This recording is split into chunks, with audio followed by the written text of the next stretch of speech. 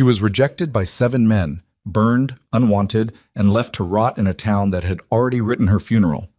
But the 8th man who looked at her didn't see damaged goods. He saw someone who already knew how to survive pain. His offer wasn't flowers, wasn't promises. It was a rifle, a pack mule, and 3 words: keep up or die. What happened next on that frozen mountain would destroy everything she thought she knew about strength, about worth, and about what it means to finally belong somewhere. Stay with me until the end. Drop your city in the comments. I want to see how far this story travels. The morning Elena Harrow turned down her 7th proposal, it wasn't even a real proposal. It was more like a business transaction with an insult buried inside it. Franklin Gable stood at her front door with his hat in his hands and his eyes fixed somewhere slightly to the left of her face, the way most people looked at her, like they were trying to have a conversation with her without actually having to look at her.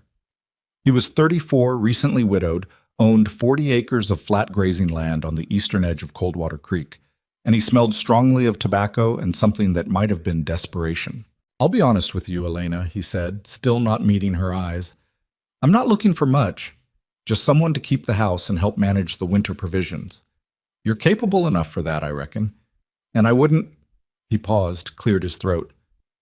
"I wouldn't make too many demands on you, given the circumstances." Given the circumstances. She stood very still in the doorway. The October wind came off the mountains hard and cold, pulling at the loose strands of her dark hair, and she let it. She didn't shiver.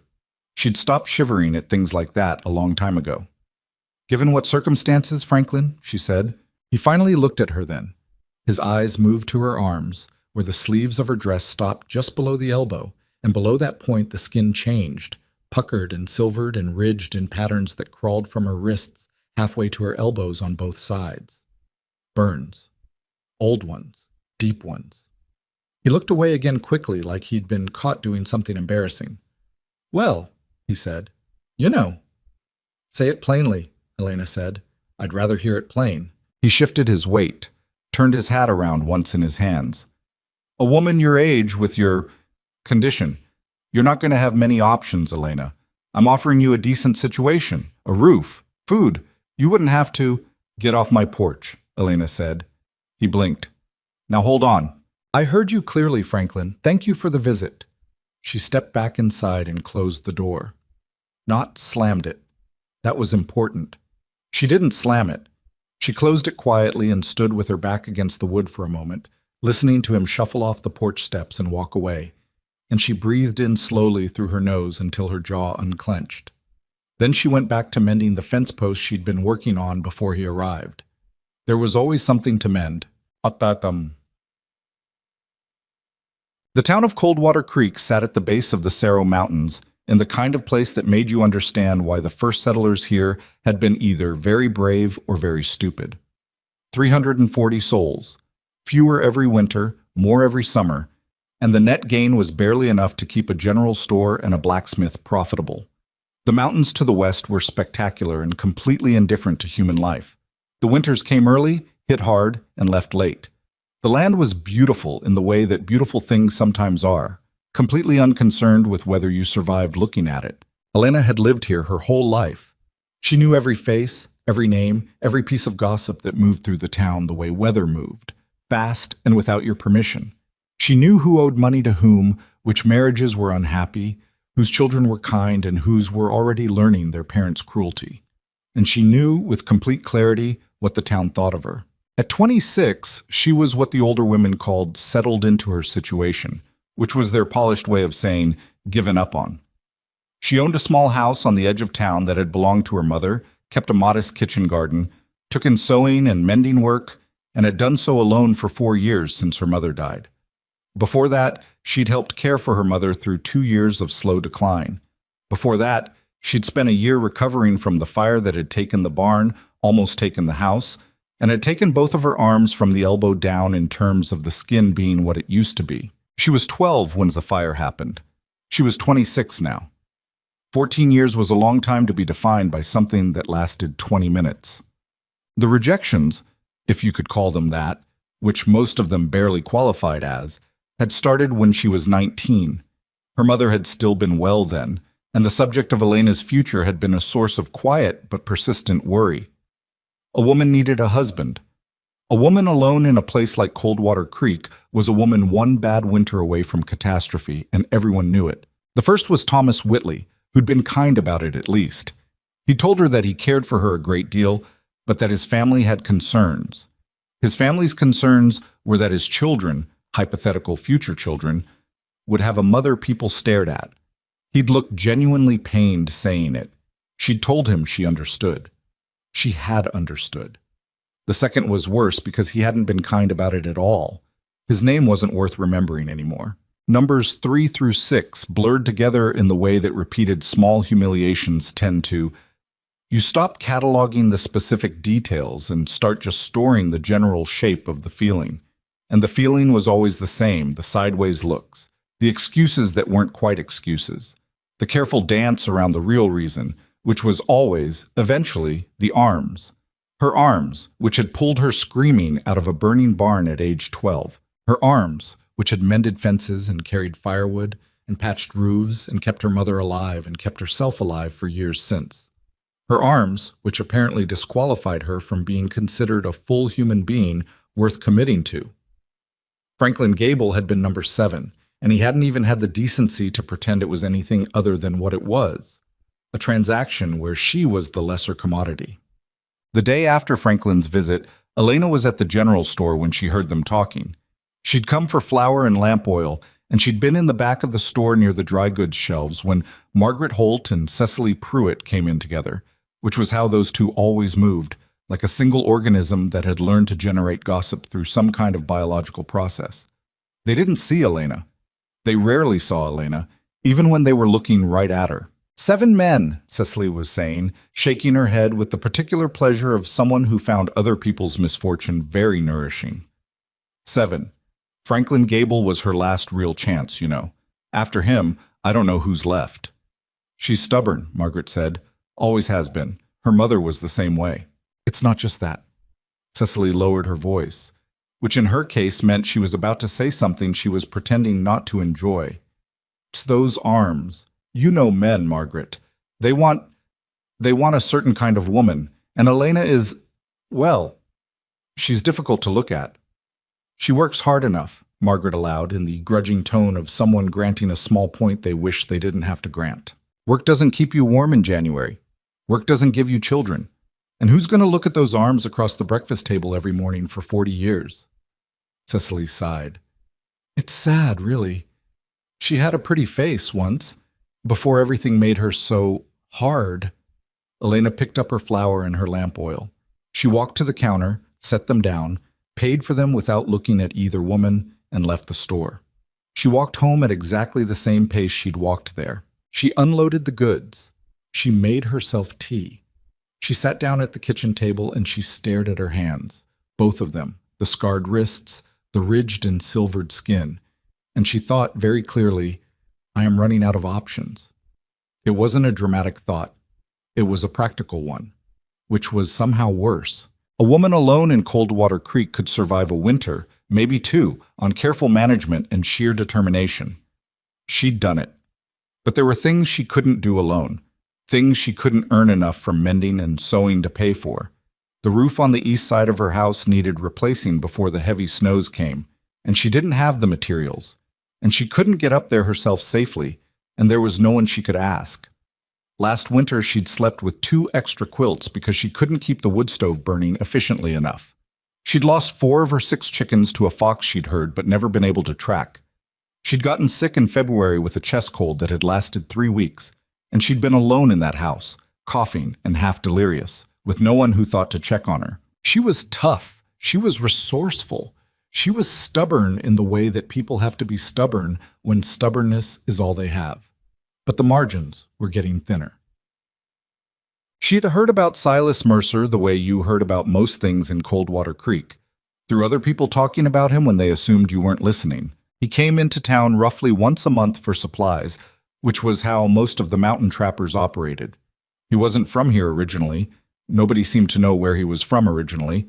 And he'd been working the Upper Cerro Range for somewhere between 5 and 8 years, depending on who you asked and how reliable their memory was. He traded furs, mostly. Kept to himself. Had a reputation for being competent in the wilderness and difficult in conversation, which out here was a combination that inspired more respect than most social graces would. She'd seen him twice before, both times from a distance. He was large in the way that men who work physically demanding jobs in cold climates tend to be. Broad through the shoulders, solid, with the kind of build that came from necessity rather than vanity. Dark beard kept short, but not neat.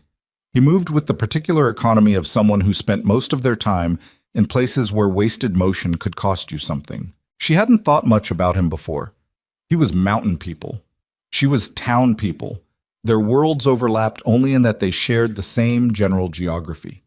That changed on a Thursday in late October when she was splitting wood in her backyard and he appeared at her fence gate.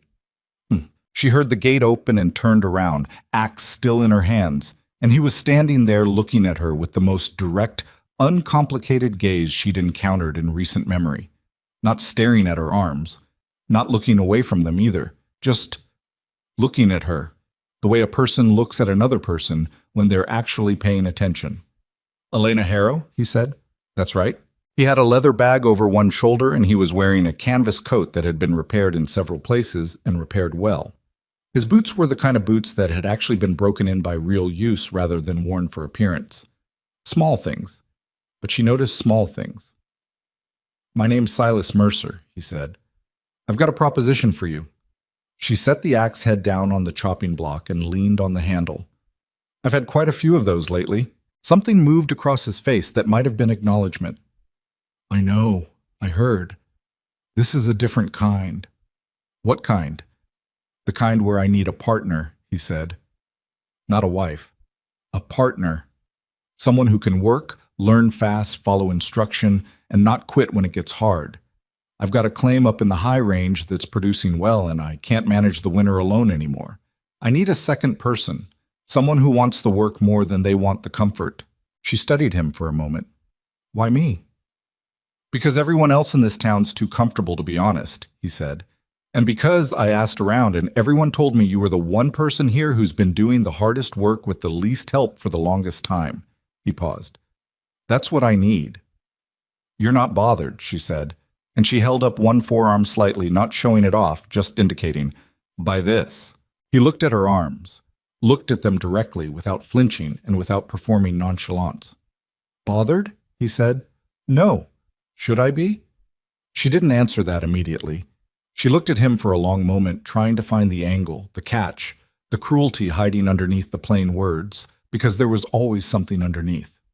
People didn't just say things straight, they packaged them. But he stood there at her gate in his patched coat and his worn-in boots, and he looked right at her and didn't elaborate because apparently he'd said what he meant and didn't feel the need to keep talking. "When would we leave?" she said. 3 days, he said. "I need to restock supplies. After that, we ride at first light. And if I decide it's not working, then you come back," he said. "I'll get you back to the trailhead safe. No debt, no obligation. I'm not trapping you." A pause. "That's not how I operate." She looked at the east side of her house, the roof sagging where the rafters were going soft, the woodpile that was smaller than it should be at this point in October, the chicken coop with only 2 occupants now. Then she looked back at Silas Mercer standing at her gate. "I'll need to pack," she said. 3 days, he said again, and walked away. The town's reaction was exactly what she'd expected, which meant it was ugly and certain of itself and dressed up in concern. Margaret Holt came to her door the same evening. "Elena." She stood on the porch with her arms crossed, wearing the expression she used when she was about to say something intrusive under the guise of caring. "I heard you spoke with Silas Mercer today." "Word travels fast," Elena said. "Elena, that man is—" She paused, searching for the right framing. "He's not a settled man. He doesn't own property. He doesn't have community ties. He disappears into those mountains for months at a time, and nobody knows what he does up there. And there are stories." "What stories?" Margaret's mouth tightened. "About his temper, about why he doesn't come to town more often. Some people say he's hiding something. Some people say he's not quite—" She tapped her temple. "Right," Elena finished for her. "I'm just saying, as someone who knew your mother—" "You're saying you think I should stay here," Elena said. "Mend clothes. Wait for another Franklin Gable to come along." I'm saying you don't know this man. I don't know much about any of the men in this town, Elena said, and I know quite a lot about how they see me. So, she held the door. Was there something else? There was not. Margaret left, and Elena went back to packing. Oh, Cecily Pruitt managed a more theatrical intervention at the general store when Elena came to purchase trail provisions the next day. You can't honestly be considering this, Cecily said, loud enough for the 3 other people in the store to hear, which was clearly the point. Going up into those mountains with a stranger? Alone? Elena, think about your reputation. Elena set a bag of dried beans on the counter. My reputation as what? As a woman. People will talk. People already talk, Elena said. I heard them yesterday. In this store. She held Cecily's gaze for a moment, watching the flush climb her neck. Add it to the list. She paid for her provisions and left. The one person who surprised her was old Pete Danver, the blacksmith, who'd known her since she was a child and was one of maybe 3 people in town she had any real warmth for. He found her at the livery where she was checking over the horse she planned to take, a steady dun mare named Biscuit, who was not beautiful but was honest about her capabilities and limitations, which Elena respected. Pete leaned on the stable door. He was 60, barrel-shaped, with hands that were scarred in their own way from 40 years at the forge, and he'd never once in all that time looked at her arms like they were something to apologize for. You leaving? He said. 3 days, she said. He was quiet for a moment. Mercer's a hard man, he said. Not mean, just hard. The mountains do that. I'm not looking for easy, Elena said. I know. He watched her check the mare's hooves. Your mother would have worried. My mother worried about everything, Elena said. She worried while she was working, so she got the worrying and the working done at the same time. She straightened up. I think I learned that from her. Pete was quiet for another moment, then, You know how to fire a rifle? Passably. Come by the shop tomorrow. I've got a Winchester I'll put right for you. No charge. He pushed off the door frame. Come back in the spring, Elena. She looked at him. He was already walking away the way Pete always communicated significant things, while moving without looking at you directly, because the sentiment was real enough that he didn't want to make a production of it. I intend to, she said. He waved a hand over his shoulder without turning around. The morning they left, the sky was the color of old iron, and the temperature had already dropped below freezing before the sun was properly up. Silas was at the edge of town at the trailhead with a pack mule loaded so efficiently that it looked almost architectural, every bundle and bag placed with the logic of someone who'd done this enough times to stop thinking about it and just know. He was checking the mule's rigging when she rode up on Biscuit, her own pack lashed behind the saddle, Pete's Winchester in the scabbard along the saddle's right side. He glanced over at her, looked at the rifle, looked at the pack, gave a small nod. Ready? He said. Yes, she said. He turned his horse, a heavy-boned gray with a calm, unimpressed face, and started up the trail without ceremony. No speech, no instructions about what they were heading into, no reassurance. She touched her heels to Biscuit's sides and followed. Behind her, Coldwater Creek sat quiet in the early morning gray. She didn't look back. She'd made a point of not looking back, and she kept to it. The first hour on this trail was enough to communicate certain fundamental realities. The path that led up from the valley into the Cerro Range was not a road. It was barely a trail. It was more of an aggressive suggestion that human feet had occasionally gone this direction and the ground remembered it. It climbed steeply through stands of lodgepole pine that closed in on either side until the sky was a narrow gray stripe overhead, and the footing was made treacherous in places by loose shale and the remnants of an early-season frost that hadn't fully thawed even at midday. Biscuit was a sensible horse and navigated it carefully, but it was still tense work, and Elena found herself paying absolute attention to the path ahead. Where the mare placed her feet, where the trail curved, where the shoulder dropped away sharply into a gulch that fell 20 feet into creek-cut rock. Silas moved ahead of her at a steady, unhurried pace, and he didn't look back to check on her. Not once. She wasn't sure whether that was rudeness or respect, and then she decided it didn't matter much which it was, because the effect was the same. She had to manage herself. He wasn't going to manage her. That was fine. She'd been managing herself for years. They stopped at midday in a clearing where a creek crossed the trail, and Silas watered the animals while Elena dismounted and stretched the particular stiffness out of her lower back that hard uphill riding put into you. She'd ridden before, but not like this, not for this long at this grade. Eat something, Silas said. He wasn't looking at her. He was checking the mule's pack straps with the focused attention of someone taking a genuine inventory. I'm fine, she said. Eat something anyway, he said. You'll need it in 2 hours. The next section's steeper. She pulled a piece of hardtack and dried meat from her coat pocket and ate standing up, watching the creek run over its ice-edged rocks. The mountains were visible now above the tree line, genuinely imposing, the upper peaks already white, the kind of terrain that didn't care about any of the things that had occupied her mind for the last several years. How far is the cabin? She asked. 2 days. Day and a half if the weather holds. He glanced up at the sky. It won't hold.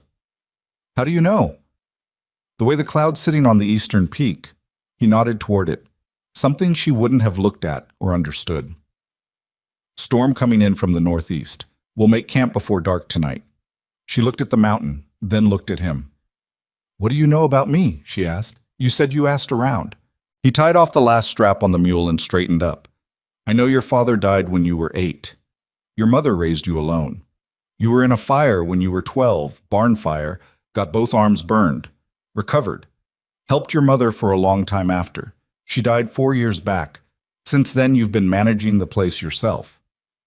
That's the facts, she said. What do people say about me? Something close to dry amusement crossed his face. They say you're stubborn, proud, that you won't accept charity and you won't make yourself easy to help. He paused. They mostly said it like it was a complaint. And you? I mostly heard it like a list of qualifications, he said. He picked up his horse's reins. Let's move. He'd been right about the weather. By mid-afternoon, the sky had gone from iron gray to the particular heavy pewter that preceded serious snowfall, and the temperature dropped another 10 degrees so fast you could almost feel the specific moment it happened. The trees around them were getting denser and darker, and the trail was narrowing in ways that required active concentration. Elena focused on the path and didn't say anything about the cold, which was getting into her fingers through her gloves. Her hands were a particular vulnerability. The scarred skin didn't insulate the way normal skin did, and cold settled into it differently. Not exactly painful, but demanding. Persistent. She didn't mention it. They stopped to make camp before the light gave out, in a spot Silas seemed to have known about. A slight depression in the terrain beside a rock face that cut the wind, with enough deadfall nearby for firewood. He moved through the setup with practiced efficiency, unpacking only what they needed, tying the animals on a picket line, clearing a fire pit that was already partially formed from previous use. You've camped here before, Elena said. Every time I come up or down, he said. Good spot. Wind breaks from 2 directions.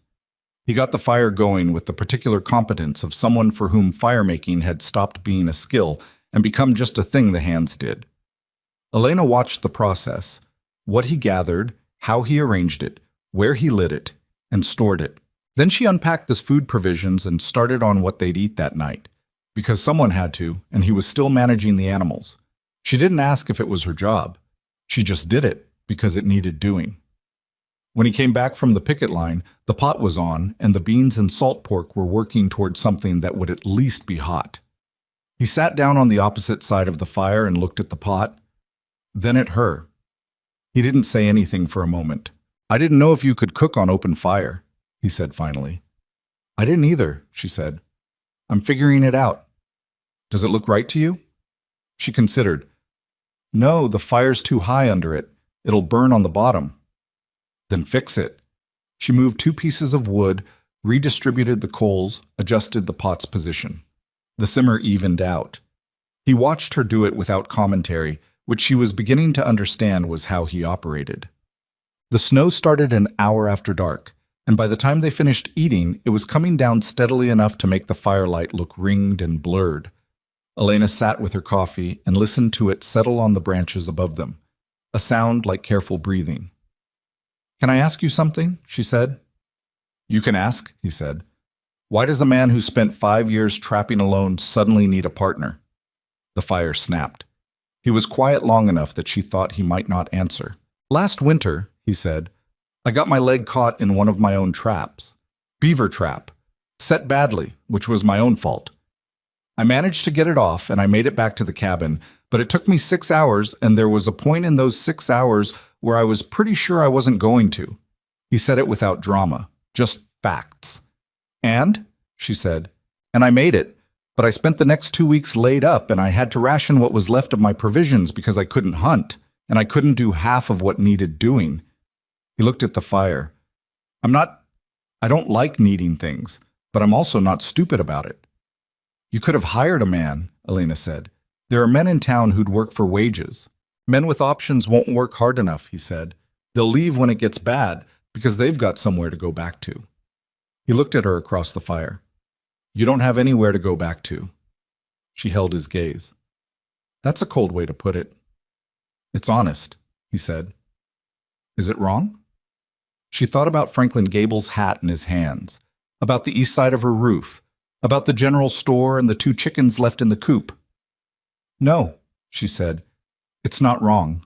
I'm not trying to use that against you," he said, and he said it without the gentleness people usually wrapped around difficult truths, but somehow that made it more believable rather than less. "I'm saying we're in the same position. Neither of us has good options. I've got a cabin and a claim and skills you don't have yet. You've got—" He stopped, started again. "You've survived things that would have finished most people. Alone. That's not nothing. That's actually most of what matters up here. The snow fell. The fire burned." "I'm going to be bad at things," she said. "At the start." "Yes," he said. "That doesn't bother you?" "Being bad at things at the start bothers everyone," he said. "But you'll learn or you won't. I'll teach you what I know. After that, it's on you." She looked at him. This difficult, unornamental, direct man sitting across from her on the cold mountainside, and she thought, "I have no idea what to make of you." But she thought it without fear, which was something. "All right," she said. "All right," he said, and that was apparently enough for both of them. The second day on this trail was harder than the first in every way that mattered. The snow that had fallen overnight had hardened to a crust that broke unpredictably under the horses' hooves, and the trail climbed through a series of switchbacks that required complete concentration to navigate safely. The cold was deeper now, the kind that got inside your coat, found the gaps at your collar and wrists, and settled into your joints like it had a lease. Silas set a pace that was demanding but not impossible. He stopped occasionally to check the trail, to read signs she couldn't yet interpret, bent branches, disturbed snow, the way a ridgeline sat against the sky. Each time he stopped, he didn't explain what he was looking for. He just looked, decided, and moved. After the third stop, she asked, "What are you reading when you do that?" He looked at her, a pause, like he was deciding how much explanation was worth giving. Then, "Game trails, wind patterns, snow depth, whether the trail ahead has had any significant weight on it recently." "Weight like what?" "Like a black bear that should be asleep but isn't," he said, "or a rock slide that's loosened something above the trail." He pointed up toward a cliff face she'd been not looking at deliberately, because looking at it made her stomach go odd. "See where that line of snow is disrupted? That happened in the last 48 hours. Means something came down off that face. Small probably, but I want to see what's below it before I ride under."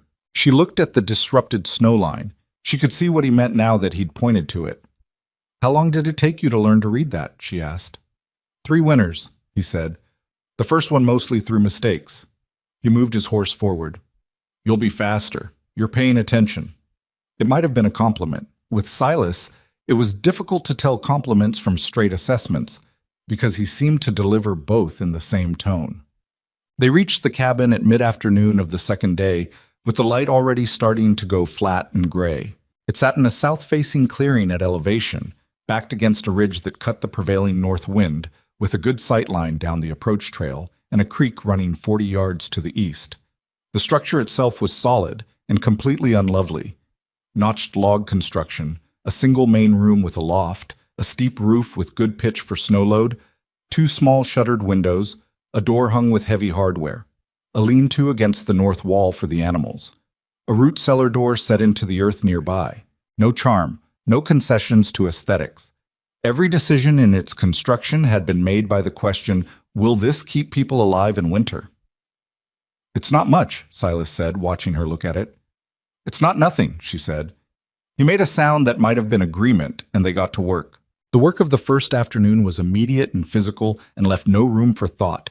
Unpack the animals, store the provisions, lay in the firewood that was stacked beside the lean-to, check the cabin's condition after his last absence, clear the snow that had accumulated against the door, get the stove going. Silas moved through all of it with the unhurried efficiency of someone who had done it many times, and Elena worked alongside him, matching his pace where she could and asking specific questions when she couldn't. What temperature does the stove need to be before you bank it for the night? Hot enough that you can hold your hand near the top for 3 seconds and pull it away. How far into the root cellar do the potatoes need to be to keep from freezing? Back wall, low shelf, away from the door. You'll know they froze if they go soft and sweet. He answered every question without impatience and without condescension, and he didn't repeat the same point twice, which she took to mean he expected her to remember it. So she remembered it. By the time full dark came down and the cabin was warm and there was food on the stove, Elena Harrow was so tired that her bones felt heavy, and her hands ached from the cold and the work in the particular way that old scar tissue sometimes aches, deep and dull and persistent. She sat at the rough table with her hands wrapped around a cup of coffee, and she looked at the fire through the stove's open grate, and she thought, without entirely meaning to, I have never, in the last 4 years, been this tired and this close to feeling all right. Not happy. That was too large a word for a first night. But all right, present, accounted for. Silas was sharpening a knife on the far side of the room, the sound of it regular as a heartbeat, and he didn't say anything, and she didn't say anything. And outside the cabin, the Cerro Mountains held their cold and enormous silence, and for the first time in as long as she could clearly remember, no one was looking at her and finding her wanting. She didn't sleep well that first night. The loft was warm enough, but the sounds were wrong. Different mountain sounds than she was used to, the way the wind handled the eaves, the deep creaking of the logs as the temperature dropped. She lay awake for a long time and listened and sorted the sounds into categories. Normal, investigate, ignore. By 3 in the morning, she had a preliminary map of the cabin's nighttime vocabulary. She thought about Coldwater Creek, Margaret Holt and Cecily Pruitt and Franklin Gable with his hat in his hands. 7 men who'd looked at her arms and decided she wasn't worth the full price of a human being. She thought about what Silas had said at the fire. You don't have anywhere to go back to, and she thought, good. She didn't want to go back. She hadn't wanted to go back when she'd packed her bags, and she didn't want to go back now, and she suspected she wouldn't want to go back in the spring when the pass opened and the choice presented itself again. She didn't know yet what she did want, but she was starting to think she might find out. The wind moved through the ridge above the cabin, and the logs talked to each other about the cold, and Elena Harrow pulled the blanket up to her chin and lay in the dark and breathed, and she was still here, and the mountain was still here, and tomorrow there would be more to learn. That felt, against all reasonable expectation, like enough. The second morning arrived without ceremony. Elena woke before Silas did, which surprised her, because she'd assumed he was the kind of man who rose before light and was already doing 3 things by the time the sky turned gray. But when she climbed down from the loft, the cabin was dark and still, and only the low ember glow from the stove's grate gave any light at all. She stood for a moment in the cold silence, orienting herself. The smell of pine sap and wood smoke, the muffled weight of snow on the roof, the unfamiliar geometry of someone else's space. Then she built up the fire, because it needed doing, and she was awake and standing right there, and she started the coffee. Silas came down the loft ladder 20 minutes later, when the cabin had begun to warm and the coffee was working itself toward ready. He stopped at the bottom of the ladder and looked at the stove. Looked at her. She was sitting at the table with her own cup watching the fire. You didn't have to do that, he said. I was up, she said. Coffee's ready. He poured himself a cup and sat down across from her and drank it without saying anything else for a while, which she was learning was simply how he occupied mornings. Not sullen, just quiet. The way some people are just genuinely quiet and mean nothing by it. Outside, the snow had stopped overnight, but the sky was the muted white of a sky, considering starting again. The trees stood very still. The mountain did what it always did, which was exist with complete indifference to whatever was happening inside this cabin. What's today? Elena asked. Checking the trap lines, he said. There are 11 sets between here and the North Fork of the creek. We walk the whole line, check each set, reset what's empty, retrieve what isn't. It'll take most of the day. Show me how to reset them. He looked at her over his cup. You've never worked traps. No, so show me. There was a pause that wasn't quite a pause, more like the brief moment where he adjusted his expectation of how this morning was going to go. All right, he said, finish your coffee first. She already had. They went out into a morning so cold it made the inside of her nose ache on the first breath, and the snow was crusted hard enough to take their weight most of the time, which meant the going was faster than the mud of a thaw would have allowed. Silas moved with the directional certainty of someone navigating a familiar room in the dark, and Elena followed him through stands of spruce and along a frozen tributary of the main creek, watching how he read the landscape. The first trap was empty, and he showed her how to reset it, the mechanism, the placement, where to put the bait, how to cover it so it looked like nothing. He was specific, and he used very few extra words, which she'd already decided was the most efficient way to actually communicate information to someone who was paying attention. She knelt in the snow beside him and watched his hands, and then he watched her do it, and she got 3 of the 4 steps right on the first try. Tension's wrong, he said. You want it lighter than that. Too heavy, and a small animal trips it and doesn't get caught, just gets spooked. She adjusted it. He checked it without touching it, just looked at the set. Better, he said. They moved to the next one. By the 3rd trap, she was doing it without instruction. By the 5th, she was doing it faster than she'd expected. Her hands ached in the cold. They always ached in the cold. That was just a fact of her life she'd made peace with. But they worked. The scarred skin stretched differently when her fingers moved in certain ways, a sensation that was neither pain nor not pain, and she'd learned long ago to simply reclassify that particular feeling as information rather than complaint. The 7th trap had a mink in it, and watching Silas deal with that was something she absorbed with her whole attention, because there was a practicality to it that required facing directly. She'd gutted chickens. She understood that things died so other things could live. But this was different in scale and intimacy, and she made herself pay attention without flinching, because flinching was a luxury she suspected this environment didn't budget for. You all right? Silas asked, not looking up from what he was doing. Yes, she said. He glanced at her then, briefly. Whatever he saw seemed to satisfy him, because he went back to work without comment. At the end of the trap line, with 4 animals retrieved and every set either confirmed or reset, they stopped at a flat rock above the creek where Silas apparently sometimes took a rest on this walk, because there was a specific quality of familiarity in how he sat down on it.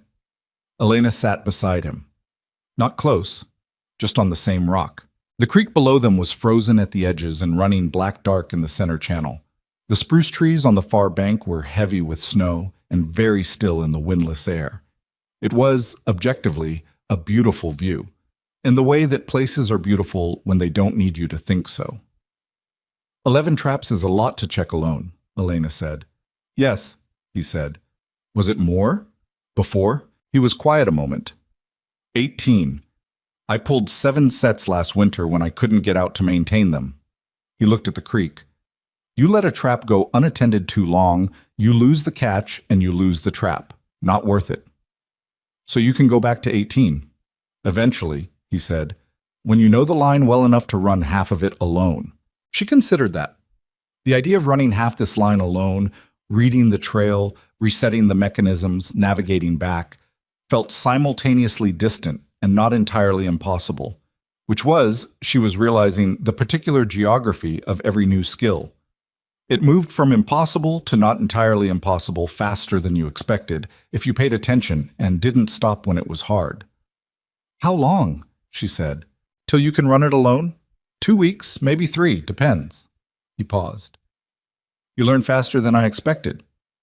You expected badly. I expected average, he said. Most people are average. She thought about saying something to that and decided not to. The compliment, if it was one, sat better without her picking at it. They went back.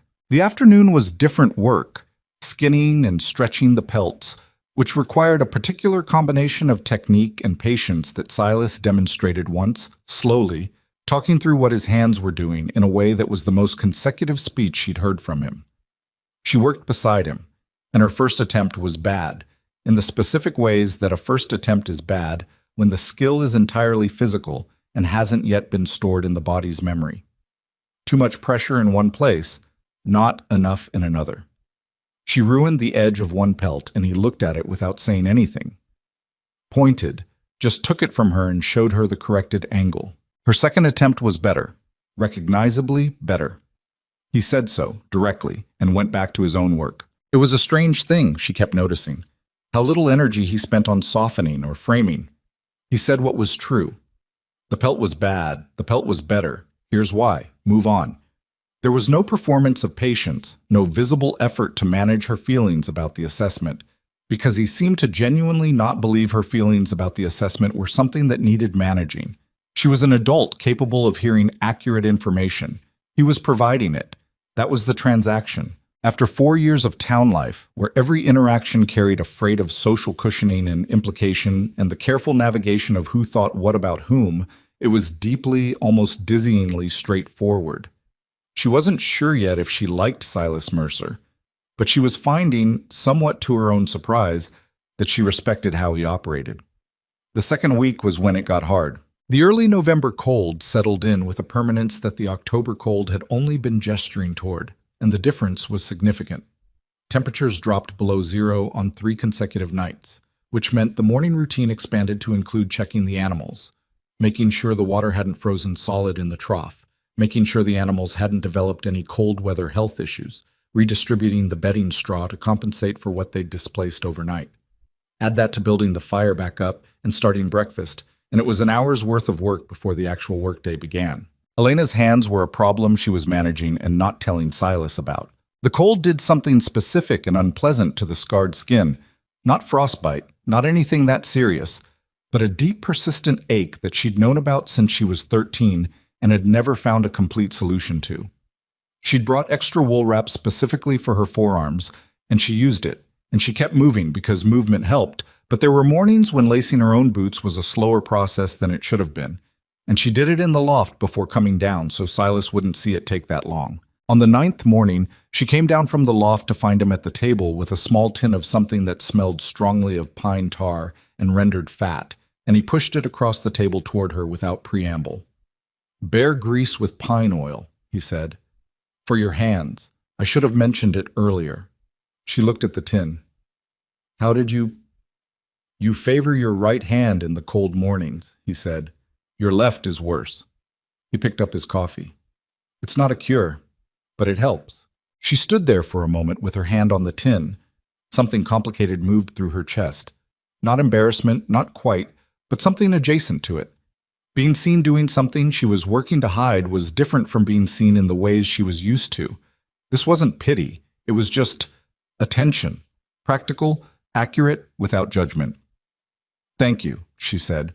"It's useful information," he said. "If your hands aren't working, things don't get done. I'd rather know than not know." She sat down and used the salve, and by mid-morning her hands were measurably better. Not good, but better. And she spent the rest of the day thinking about the difference between someone accommodating your weakness and someone simply working around it the same way they'd work around any practical obstacle. The distinction felt important, though she would have had trouble articulating exactly why. The woodcutting lesson happened in the second week, and it was the first time they came close to an actual argument. There was a dead spruce at the edge of the clearing, fallen partially, held up by its neighbor at a dangerous angle, and Silas wanted it down and cut before the next big snow weighted it further and made the whole thing unpredictable. He showed Elena what he wanted: where to cut, how to control the fall, how to read which way a partially downed tree would go. She watched. She went to make the cut. He stepped in and corrected her footing. "Other side," he said. "You're standing in the fall zone." "I'm fine," she said. "I can see the angle." "You're standing in the fall zone," he said again, flat. "Move." She moved because he wasn't wrong about the angle, and she knew it, but something in being corrected, being physically redirected, even accurately, put a hard edge into the interaction. "I'm not careless," she said. "I know that." His voice didn't change. "But you're new to this particular kind of careless, and those are the worst kind because you don't know yet what you don't know. Move your left foot 6 inches back and you're out of the zone. She moved her foot, made the cut. The tree came down exactly where he'd said it would, and her footing was right, and she was out of the fall zone, and she knew all of that while also being aware that something in her chest was still tight with the friction of it. They worked in silence for 20 minutes, cutting the fallen tree into rounds, and then she said, "I know I'm new to this." "I know you know," he said, not stopping his work. "I don't need to be managed like I'm fragile." He stopped then, set down the saw, and looked at her. "Did I manage you like you were fragile?" She thought about it honestly, which she made herself do. "No," she admitted. "You moved me out of a fall zone, which is something I do for any person standing in a fall zone," he said. "Doesn't matter who." Another silence, this one shorter. "All right," she said. "All right," he said, and picked up the saw again. That was the closest they came to a real argument, and the fact that it resolved the way it did, not through one of them conceding more than was accurate, not through apology that wasn't warranted, but through both of them saying what was actually true and landing on the honest ground between them. Told her something about how this arrangement might actually work. It wasn't comfortable exactly, but it was honest, and she'd started to think honest was worth more than comfortable. Out here where comfortable was mostly unavailable anyway. 3 weeks in, Silas left her alone at the cabin for the first time. He needed to check a section of the upper trapline that required a full day out, and she needed to stay back to finish the work on a batch of pelts that had to be processed while the temperature was right. He gave her clear instructions about what to do if the weather turned, where the extra ammunition was stored, how to check the animals at midday. "You'll be fine," he said. It wasn't encouragement, it was an assessment. "I know," she said. He left at first light, and Elena spent the first hour after he'd gone doing exactly what she'd been asked to do. And then she spent the next hour noticing the particular quality of aloneness that settled over the cabin when it was actually genuinely empty. Not the aloneness of her house in Coldwater Creek, which had been a chronic condition, background noise she'd learned to live with. This was different. This was a space that had recently had 2 people in it and now had 1, and the absence had a specific weight. She finished the pelts. She checked the animals. She cleared the snow that had drifted against the cabin's east side overnight. She fixed a loose hinge on the lean-to door that had been annoying her for 4 days. She found, tucked on a shelf above the root cellar entrance, a crack in the door frame that she packed with clay and pine pitch because cold air was getting in there and she could see where it had been doing it for a while. When Silas came back just before dark, she showed him the door frame. He looked at it, ran his finger along the repair. "Good eye," he said. "It was letting in cold," she said. "I know. Meant to fix it in September." He stepped back. "Good repair, too." She didn't say anything, but something in her chest settled, just slightly, like a piece of furniture that had been sitting crooked, getting moved to level. That was the thing about this place, she was realizing. The feedback was immediate and real. If she did something right, it held up. If she did something wrong, the cold got in, or the trap didn't set, or the pelt came out wrong. There was no social performance to maintain, no audience to manage, no version of herself to perform for anyone's comfort or approval. There was just the work, and whether the work held. She was bad at some things, and she was getting better at them. She was good at some things she hadn't known she was good at. She was learning to read the sky the way Silas read it. Not well yet, not reliably, but the vocabulary of it was starting to make sense. The way certain cloud formations moved in from specific directions. What a change in wind meant about what was coming. One evening in the 4th week, she asked him something she'd been turning over for a while. "Do you miss anything about being in town?" He was oiling a rifle and he didn't look up. "Like what?" "Company? Other people? Noise?" She paused. "Whatever it is people usually miss." He was quiet for long enough that she thought he might just not answer, the way he sometimes filed questions in a category of things not worth addressing. "I miss the blacksmith sometimes," he said. "Pete Danver. He's the only person in that town I can have a conversation with that doesn't make me tired." Elena looked up. "Pete was the one who gave me the rifle." "I know," Silas said. "He told me when I asked around about you." Something almost like amusement crossed his face. He said, "She's good people and she's getting a bad deal, and if you give her a fair chance, she won't let you down." Then he went back to his forge. She sat with that for a moment, quietly. Pete Danver, who'd put the rifle right for her and told her to come back in spring without making a production of caring about what happened to her. Is that why you came to find me specifically? She asked. That and the 7 men, Silas said. Figured a woman who'd survived 7 rejections in a town like that without losing herself completely was someone with a certain amount of spine. He looked up from the rifle. I was right. She could have said something to that. She found she didn't need to. Outside, the mountain held its cold and enormous patience, and the fire in the stove worked steadily at the dark, and Elena Harrow sat in the warm, rough-walled cabin with her scarred hands around a tin cup and breathed in and out with something unfamiliar lodged quietly in her chest.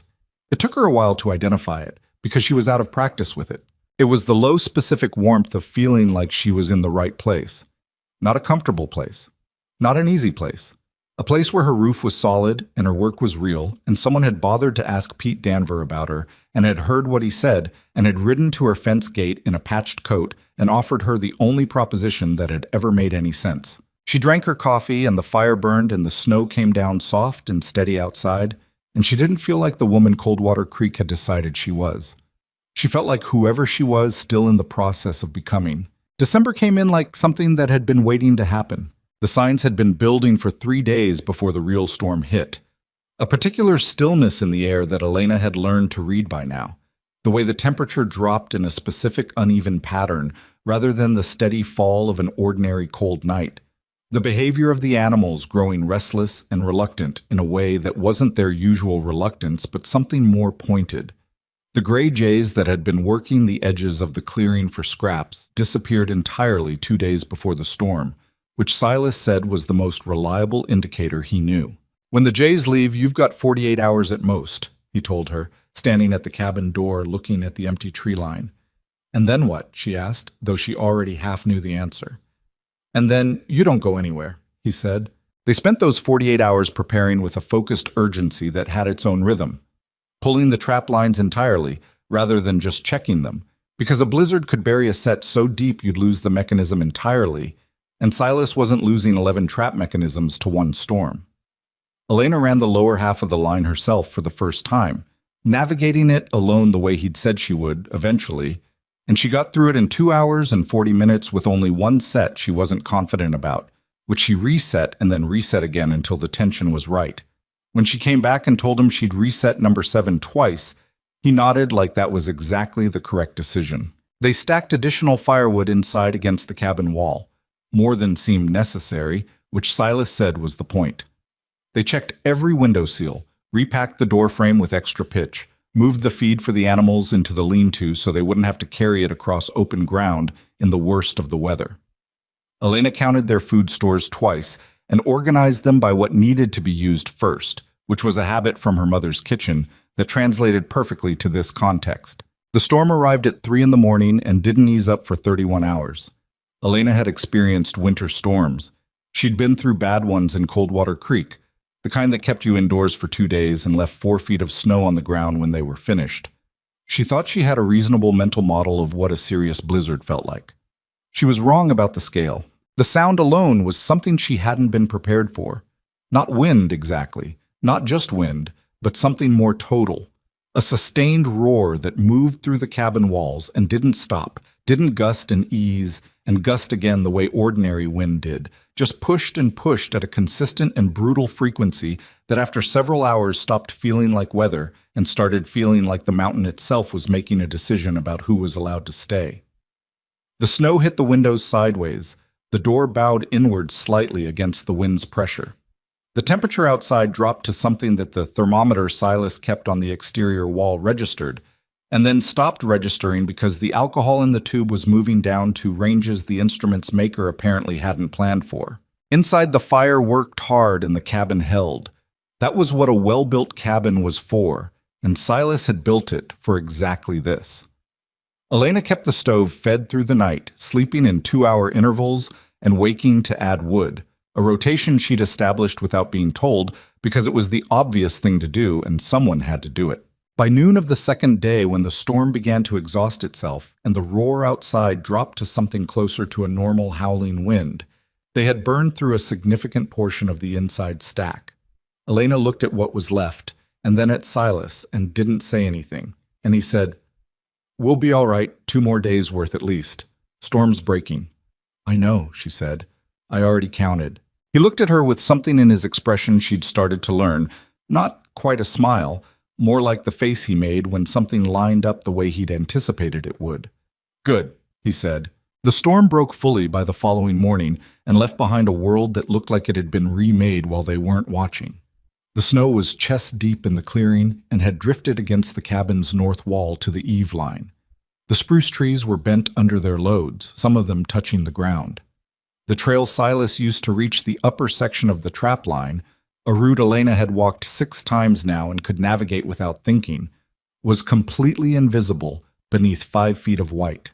They spent that first post-storm day digging out, the lean-to first, because the animals needed proper access, then the root cellar door, then a cleared path between the cabin and the woodpile.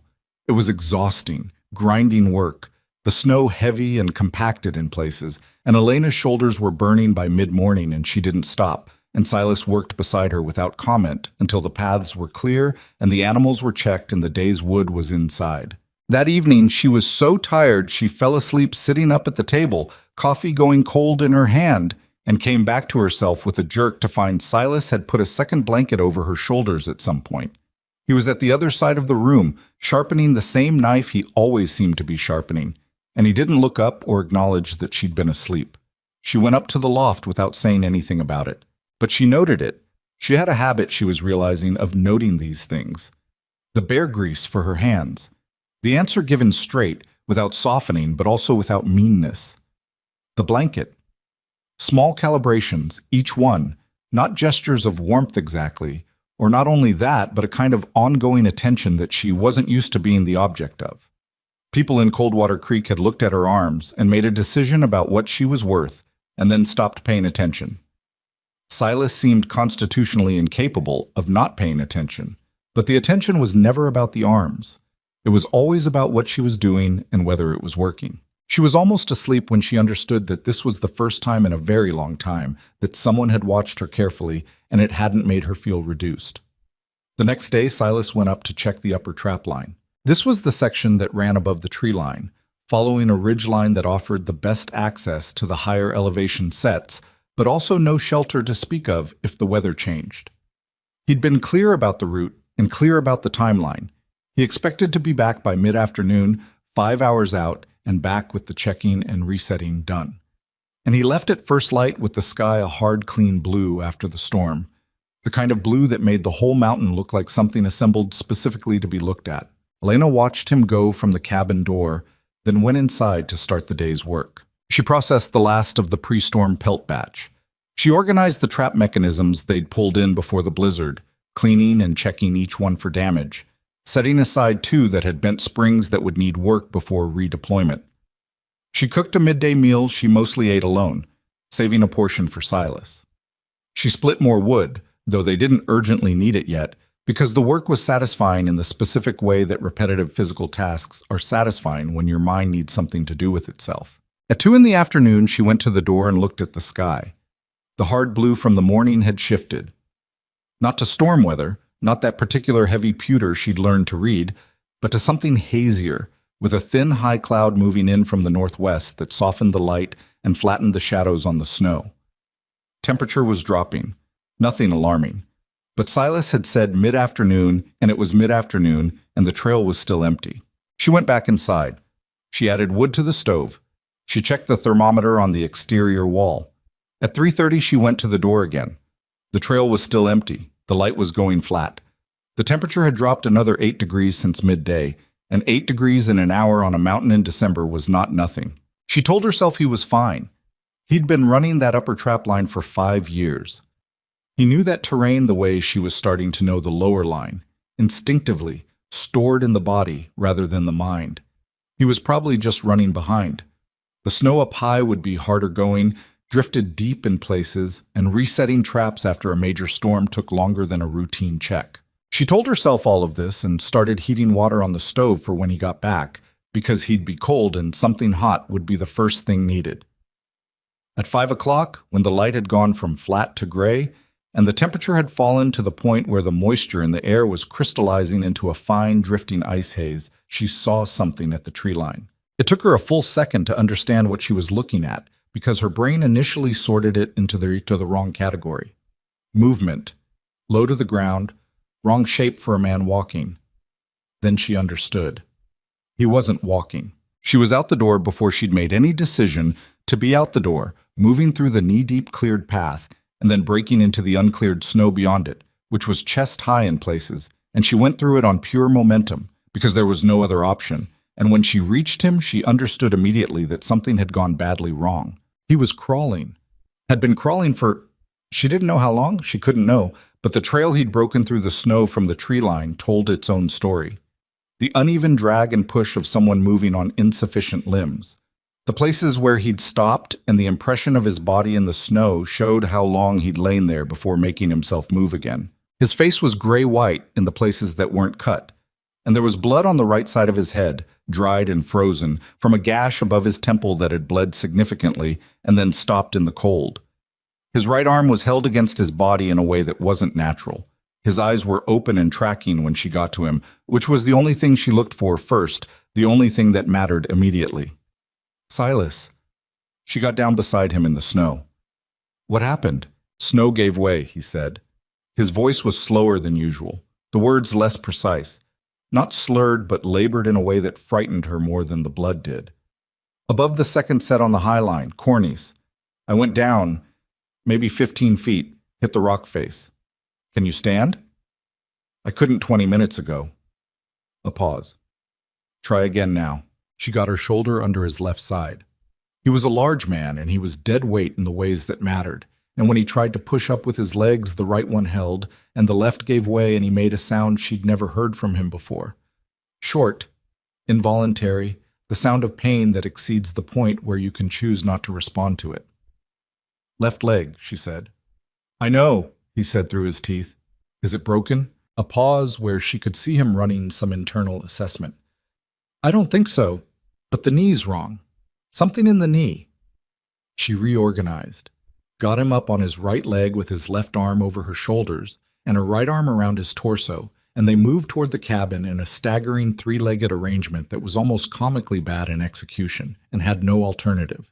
He was carrying as much of his own weight as he could, which wasn't much. She was carrying the rest.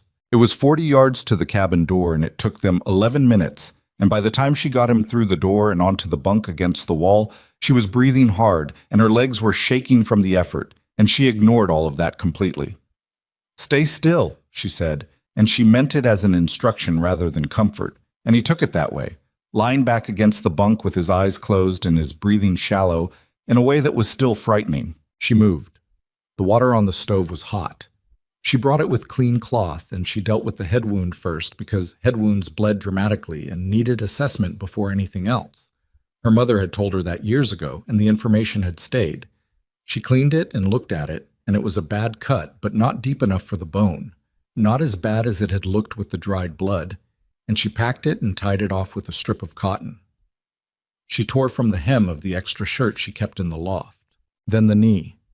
She cut the leg of his trousers to get a proper look. The joint was swollen significantly, the swelling already filling the space above and below the kneecap in a way that indicated the soft tissue had been damaged badly. She pressed carefully around the bones and watched his face for the specific response that would indicate fracture. The involuntary muscle response to bone pain was different from tissue pain. She'd read that somewhere years ago, and she didn't know how reliable it was, but it was all she had, and what she got looked more like tissue. He hissed through his teeth at the pressure, but didn't lose his focus, and the bones under her hands felt continuous rather than interrupted.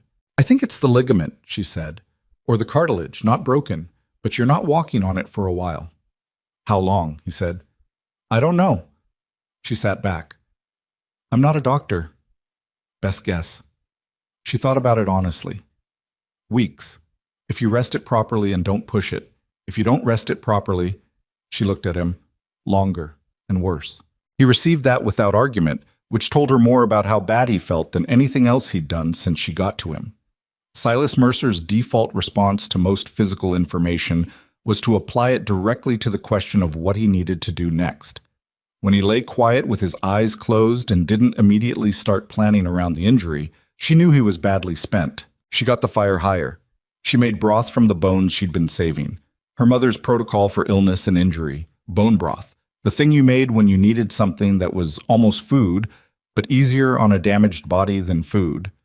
And while it worked, she elevated his knee on a folded blanket and packed snow from just outside the door into a cloth and laid it across the joint, which was the only thing she knew to do for swelling, and it was the right thing. She was almost certain. When the broth was ready, she helped him sit up enough to drink it, and he drank it without complaint, which was also not like him. "You sat out there in the snow for a long time," she said. "Had to rest. Every 20 yards, maybe." He looked at the ceiling. "I wasn't sure I was going to make it back." She'd known that from the trail in the snow. She didn't say so. "But you kept moving." Stopping permanently wasn't an option, he said, which was, she thought, probably the most Silas Mercer thing she'd ever heard him say. She checked the head wound again and changed the packing. The bleeding had fully stopped. The cut would scar, but it wasn't going to give her any more trouble tonight. The knee was another matter. The swelling had not gotten worse in the last hour, which she was counting as a moderate victory, and she'd wrapped it firmly but not too firmly, a distinction her mother had been specific about and she'd been specific in her own memory about. He slept before the broth was finished. She stayed up. She fed the fire through the night, the same 2-hour rotation as during the blizzard, but with a different quality of alertness. During the blizzard, she'd been managing a building, making sure it continued to function. Now she was managing a person, which was harder because buildings didn't have fevers. The fever came on around midnight. She'd been watching for it, and she still felt her stomach drop when she put her hand to his forehead and found the heat there. Not extreme. Not the kind of fever that indicated something systemic and serious was already happening, but present, unmistakable, his body working hard at something. She got the water temperature right. Not cold enough to shock, cool enough to help, and put a wet cloth on his forehead and sat on the edge of the bunk in the firelight and watched him and thought about what else she could do, which was not very much more than she was already doing. She was not a doctor. She had no medicine beyond what Silas kept in a small kit on the high shelf, which contained bandaging and a tin of the same pine tar salve and a small bottle of something alcoholic she'd used to clean the head wound. She had food and fire and clean water, and her own 2 hands, and her own complete attention. She stayed awake. Around 3 in the morning, he surfaced partway and looked at her with eyes that were glassy and not entirely focused. "You should sleep," he said. "I'm fine," she said. Elena. Her name, which he used rarely enough that it registered differently when he did. "You've been up since before I came back. That's 8 hours," she said. "I'm aware. I'm fine." She checked the cloth on his forehead, re-wet it, replaced it. "You had a fever come up around midnight. It's not bad, but I'm monitoring it." He looked at her for a moment. The firelight was unsteady and warm, and it made the lines of his face look softer than they usually did, which she thought was probably the firelight and the exhaustion and the injury, and had nothing to do with him. "You don't have to stay up," he said. "I know I don't have to," she said. "That's not what's happening." He was quiet. She thought he'd gone back to sleep, and then he said very quietly, "Thank you for coming out." "You were in the snow," she said simply. She heard him exhale. Something in the quality of it suggested he understood that she meant there was nothing to thank her for because what she'd done was simply the thing that was obviously necessary, the same way he'd told her to move out of the fall zone, the same way he'd pushed the bare grease tin across the table. You saw what was needed and you did it. That was the arrangement. That was what 2 people in a place like this were when it was working. The fever broke by morning. She knew it when she put her hand to his forehead at 5 a.m. and found it cooler, the particular shift from dry heat to a light dampness that meant his body had done what it was working on and succeeded. She let herself exhale completely for what felt like the first time since she'd looked out the cabin door at 3:30 the previous afternoon. He was asleep, and his color was better, and his breathing had evened out into something slower and more settled. And outside the mountain was going from black to gray to the deep cold blue of early morning, and Elena sat at the table with cold coffee and both hands wrapped around the cup and felt the specific weight of a night that had ended the way it needed to end. She was still sitting there, 40 minutes later, when the sound of hoofbeats came up the trail. She heard them before she understood them. 3 horses, moving fast for conditions, and 3 horses moving fast up this trail at 6 in the morning was not a normal thing. She was at the door before she'd made any decision to be there, the way she'd moved through the snow the previous afternoon, and she opened it and looked out at the clearing. 3 men came out of the tree line, riding hard, and they pulled up when they saw her in the doorway. They were rough-looking in the specific way of men who'd been outside for weeks without access to anything comfortable. Heavy coats that had started off as decent equipment and had declined, faces badly weathered, the horses showing the particular ribby gauntness of animals that had been worked hard and fed insufficiently. The one in front was the largest, a thick-necked man with a red beard that had grown past the point of intention, and he had a rifle across his saddle that he wasn't pointing at her, but wasn't unpointing either. "Ma'am," he said, and the word had a surface of politeness that didn't go very deep. "Smelled your smoke. We've been out 3 days in the cold, and we're about done." His eyes moved past her into the cabin. "We need food and shelter. Your man around?" Elena stood in the cabin doorway and looked at the 3 of them and assessed very quickly. They were desperate, which was more dangerous than merely hostile, because desperate men made decisions that had no rational floor. The 2 behind the red-bearded man had their hands loose, but their posture was wrong. The particular wrong of people ready to move quickly. "My husband's inside," she said. The word came out without hesitation because it was the most immediately useful word available. "He's unwell. We don't have much to spare." "Well now," the red-bearded man said. "That's all right. We're not asking for much." His eyes told her differently. She held the doorframe with one hand. Behind her, 16 feet away, Pete Danvers' Winchester was on its pegs above the mantel, loaded, which she knew because she'd checked it herself 3 days ago, and nobody had touched it since. "Give me a moment," she said. "I'll see what we can put together." She stepped back inside. She moved to the stove where the morning's broth was warming, and she thought with complete clarity for approximately 4 seconds, which was all she had. Silas was on the bunk 10 feet away, awake now. She could see his eyes open. And he'd heard the voices outside. That was clear, but his left leg was useless, and his head was still not right, and 3 armed men against 1 injured man was arithmetic she didn't like. But 3 armed men against what was actually in this cabin was a different calculation. She lifted the heavy pot of broth from the stove. It was cast iron, full, and the broth was close to boiling.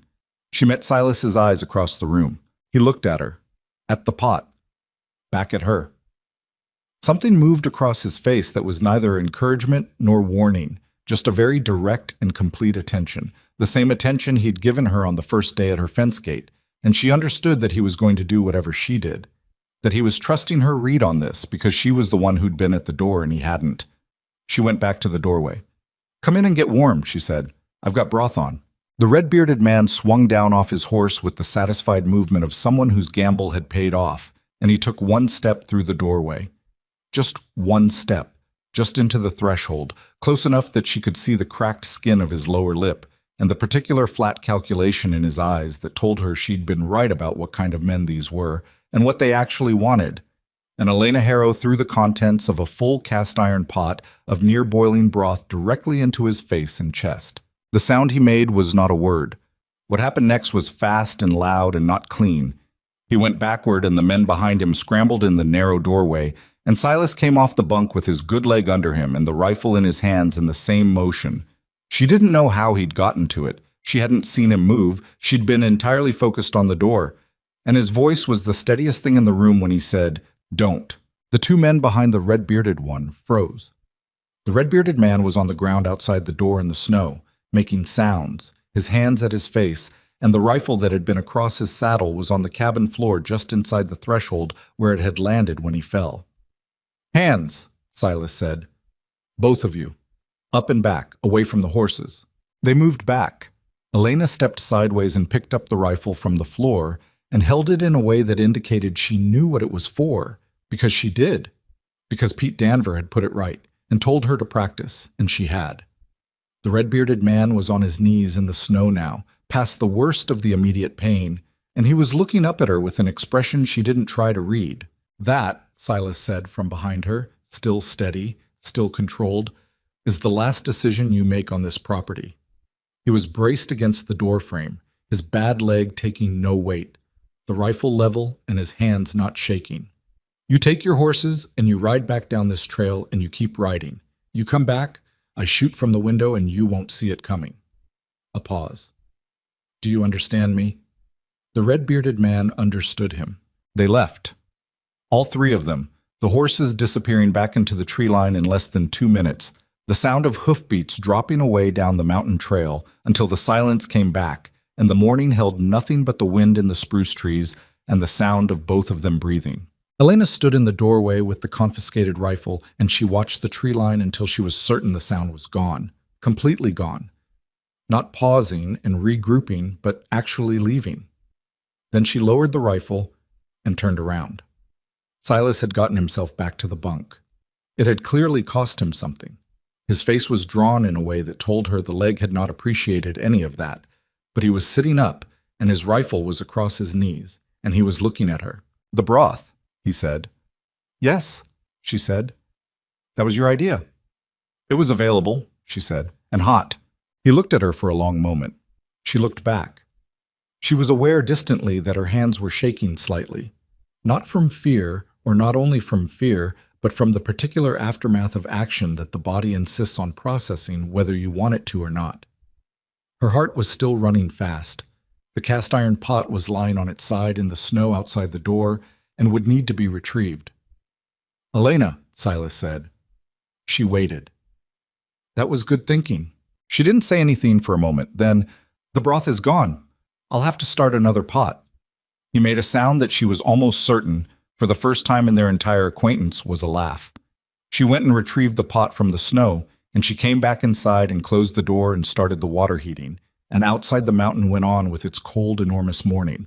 Like nothing had happened, because as far as the mountain was concerned, nothing had. But inside the cabin, something had shifted. She felt it without being able to name it exactly. Something in the arrangement between them had moved, recalibrated, settled into a different configuration than the one it had been in the previous morning. She'd gone out into the snow for him and stayed up through the fever and held the door against 3 armed men with a pot of broth and a borrowed rifle, and he'd come off a bunk on a damaged leg to cover her without being asked, and neither of them had made a speech about any of it, and somehow that was the most significant part. She put the water on, and he leaned back against the bunk wall with his rifle across his knees and his eyes half closed, and the fire worked steadily, and the mountain held its silence outside, and Elena Harrow stood at the stove in the rising warmth and understood, with the particular clarity that only comes after something has genuinely tested you, that she was exactly where she was supposed to be. The days after the attack had a different quality to them, not softer exactly. The work didn't get softer. If anything, the deep December cold made everything harder, the way cold always did, adding 10 minutes to every task and an extra layer of physical cost to every hour. Silas's knee kept him off the trap line for 2 full weeks, which meant Elena ran it alone, both halves, every other day, and managed the cabin work in between. She wasn't going to pretend that wasn't hard. It was hard. There were evenings she sat down at the table and couldn't immediately remember sitting down, the gap between deciding to sit and actually sitting somehow lost in the general fog of exhaustion. But something had changed in the cabin, and she felt it every day. A different quality of atmosphere between them. Less like 2 people maintaining a careful professional distance, and more like 2 people who had seen each other at the worst possible moments and were still here, still functioning, still getting the work done. That kind of knowledge about a person, what they do when it's genuinely bad, settled into the room and stayed. Silas wasn't easy to take care of, and he knew it. The 3rd morning after the drifters, she came down from the loft to find he'd tried to get to the woodpile himself and had made it as far as the door before the knee refused to cooperate, and he was standing in the open doorway with cold air pouring into the cabin and his jaw set in the expression of a man who had run directly into the wall of his own physical limitations and was not accepting this gracefully. "Go back to the bunk," Elena said, without breaking stride toward the door. "I can—" "You can't," she said, "and the door's open. Go back to the bunk." "Elena?" "Silas." She turned and looked at him directly. "You'll wreck the knee worse, and then I'm running the full line every day and managing you while you heal from something you made worse by being stubborn about a woodpile. So go back to the bunk and let me do the woodpile, because it's faster and easier for both of us." He looked at her. She looked back. He turned around and went back to the bunk, which was either good sense or the expression on her face. She suspected both. "I don't like being idle," he said from the bunk while she was getting her coat. "I know," she said. "Do something useful with your hands. Those trap mechanisms need work." He did. She came back in from the woodpile 30 minutes later to find him at the table with two of the bent spring mechanisms laid out, and his knife and the small toolkit he kept for equipment repair, working methodically through the problem. He couldn't walk, but his hands were fine, and his attention was fully functional, and she set the wood inside and started the fire without saying anything about it, and he repaired both mechanisms by midday. This was how they moved through those 2 weeks, finding the work that fit the constraints, adjusting, never quite stopping. She brought him the things he could fix from where he sat. He told her, in more specific detail than he'd previously given, the parts of the upper trap line she hadn't fully learned yet, the landmarks, the particular snow conditions to watch for at elevation, the places where the trail looked solid and wasn't. She took notes in her own internal way, the way she'd been storing his information since the first day on the trail.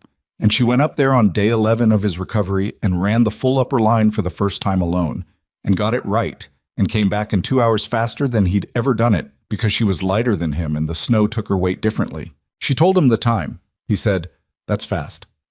The second set needed completely rebuilding, she said. Cornice brought down a branch across it. I had to move the whole mechanism. Where to? She described the new placement. He was quiet for a moment, and she could see him running it against his mental map of that section of line. That's a better position than the original, he said. She didn't say anything, but something in her chest did a small, quiet thing. The knee healed the way injuries at altitude heal, slower than either of them wanted, with setbacks that were disproportionately discouraging relative to their actual medical significance. Day 14, he walked across the cabin without visible difficulty, and she thought, good, almost done. Day 15, he tried to go further than the outhouse, and came back limping worse than he had 3 days prior because the cold had gotten into the joint in a way that undid a week's worth of careful progress. She repacked the joint without being asked and didn't say anything about the setback, because saying something about it would not improve the knee and would only add to the already significant weight of his frustration. He sat still and let her work on it, and then he said, looking at the wall, "I'm not good at this." "Being injured?" she said. "Being—" He stopped, started differently. "Needing things." She sat back. "I know. It's not— I don't mean to make it difficult." "You're not making it difficult," she said, and she meant it accurately rather than kindly, which was the only way she knew how to mean things now, out here. "You're doing what you can with what you've got, same as everything else." She looked at him. The knee will hold eventually. These things take the time they take. He looked at her then, and there was something in his face she hadn't seen before. Not soft, not sentimental, but open in a way he wasn't usually open. The expression of someone whose guard had come down not because they chose to lower it, but because the circumstances had worn it down to something more honest than guarded. "Your mother taught you to do this?" he said. "The medical things. Some of it. The bone broth, the wrapping, the fever watch." She set the cloth aside. "Some of it I just figured out because there was no one else to do it." "When she was sick." 2 years, Elena said. "She was good at dying slowly. She lasted longer than anyone expected." She paused. "I got good at a lot of things during those 2 years." He didn't offer condolence, which she was grateful for because condolence for something 4 years past felt like an imposition more than a comfort. He just sat with the information, the way he sat with most information, letting it take its actual weight rather than rushing to manage it. She would have liked the mountains, Elena said, which surprised her slightly because she hadn't known she was going to say it. She would have complained about everything and loved every minute of it. Silas made the sound that was almost a laugh. What would she have complained about? The cold, the work, the absence of a proper kitchen. Elena considered. The fact that you don't talk enough at meals. I talk at meals. You answer questions at meals, Elena said. That's different. He looked at her for a moment. What's the difference? Talking at meals is when you say things that aren't strictly necessary, things that are just conversation, for its own sake. Inefficient, he said, but the corner of his mouth moved. Yes, she agreed. My mother would have thought so too and done it anyway. She picked up the toolkit and put it back on the shelf, and when she turned around, he was still looking at her with that same open quality in his face, and she didn't look away from it, and neither did he. I'm sorry about the drifters, he said. You shouldn't have had to manage that alone. I didn't manage it alone, she said. You were off the bunk with a rifle in about 4 seconds. You'd already handled it by then. We handled it, she said, firmly enough that he let it stand. He let it stand. January settled in around them like something permanent. The cold reached depths that made December feel like a trial run. Mornings where the thermometer read temperatures that made her breath hang in the air for a full second before dispersing, where the moisture in the logs popped and cracked like small caliber shots as it froze and expanded. The mountain in January was not interested in subtlety. It was interested in finding every weakness in every system and pressing on it until something gave, and the only adequate response was to maintain every system with enough rigor that there was no weakness to find. They got good at this together. Not good in the way of people who've found a comfortable routine, but good in the way of people who've learned to work in genuine coordination. The kind that doesn't require explanation because you've done the work together enough times to know where the other person is going to be. She knew, without looking, that he checked the animals before the stove in the morning because the animals were more immediately vulnerable. He knew, without asking, that she did the full trap count when she came back rather than waiting until after she ate, because the numbers were easier to hold accurately before her mind shifted to something else. She started dinner when the light went to half because he was almost always back by the time it was ready. He split the larger logs before dark, so she could manage the morning fire alone without having to wrestle the axe. None of this was negotiated. It accreted, the way shared understanding accretes between people who are genuinely paying attention to each other and to the work. The night Silas took his first full walk on the healed knee, down to the creek and back, a quarter-mile round trip that he came back from without limping. She had hot coffee ready, and she didn't make a thing of it, just set the cup on the table, and he sat down and drank it and looked at the fire. "Full line tomorrow," he said. "Upper or lower?" she asked. "Both," he said. "Together." She looked at him. "You don't have to watch me run it. I know the line." "I know you know the line, he said. "I want to see the new placement on the second set, the one you moved." He wrapped his hands around the cup. "And it's been 2 weeks since I've been up there. I want to see the condition of the high sets before another weather system comes through." She accepted that, because it was true on its own terms and didn't require unpacking for any other meaning. They went the next morning, early, with the sky the deep cold blue she'd come to associate with good weather days, and they ran the line together in an easy competence that felt to her like something worth noticing. He looked at the second set, the one she'd relocated after the branch came down, for a long time without saying anything. She stood beside him and watched him assess it and waited. "This is a better placement than I had originally," he said. "The angle of approach from the north is better," she said, "and there's a natural funnel between those 2 spruce trunks." "I know," he said. "I should have seen it 5 years ago." "You weren't running the line from this direction," she said. "I came at it from the east the day I moved it, because the snow conditions from the west were bad. You always approached from the west." He looked at her. "How do you know I always approach from the west?" "The packed trail. The way the brush is cleared on the western approach and not the eastern one." She paused. "I pay attention." He turned back to the set. "Yes," he said. "You do." They finished the line and came back down through the timber as the light went from morning blue to midday white. And somewhere in the descent she realized that they were walking at the same pace without either of them adjusting for the other. That their walking speed, like most things between them, had simply found its natural match somewhere in the last 2 months without either of them deciding it should. February was when the fur trading became a real conversation. Silas had been accumulating the winter's pelts in the root cellar, organized by type and quality, and by mid-February the collection was substantial enough that he laid it out one evening to assess and grade.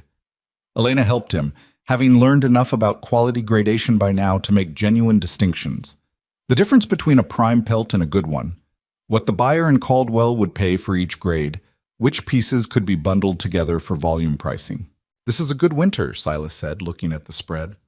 "Better than last year?" "By about 40%.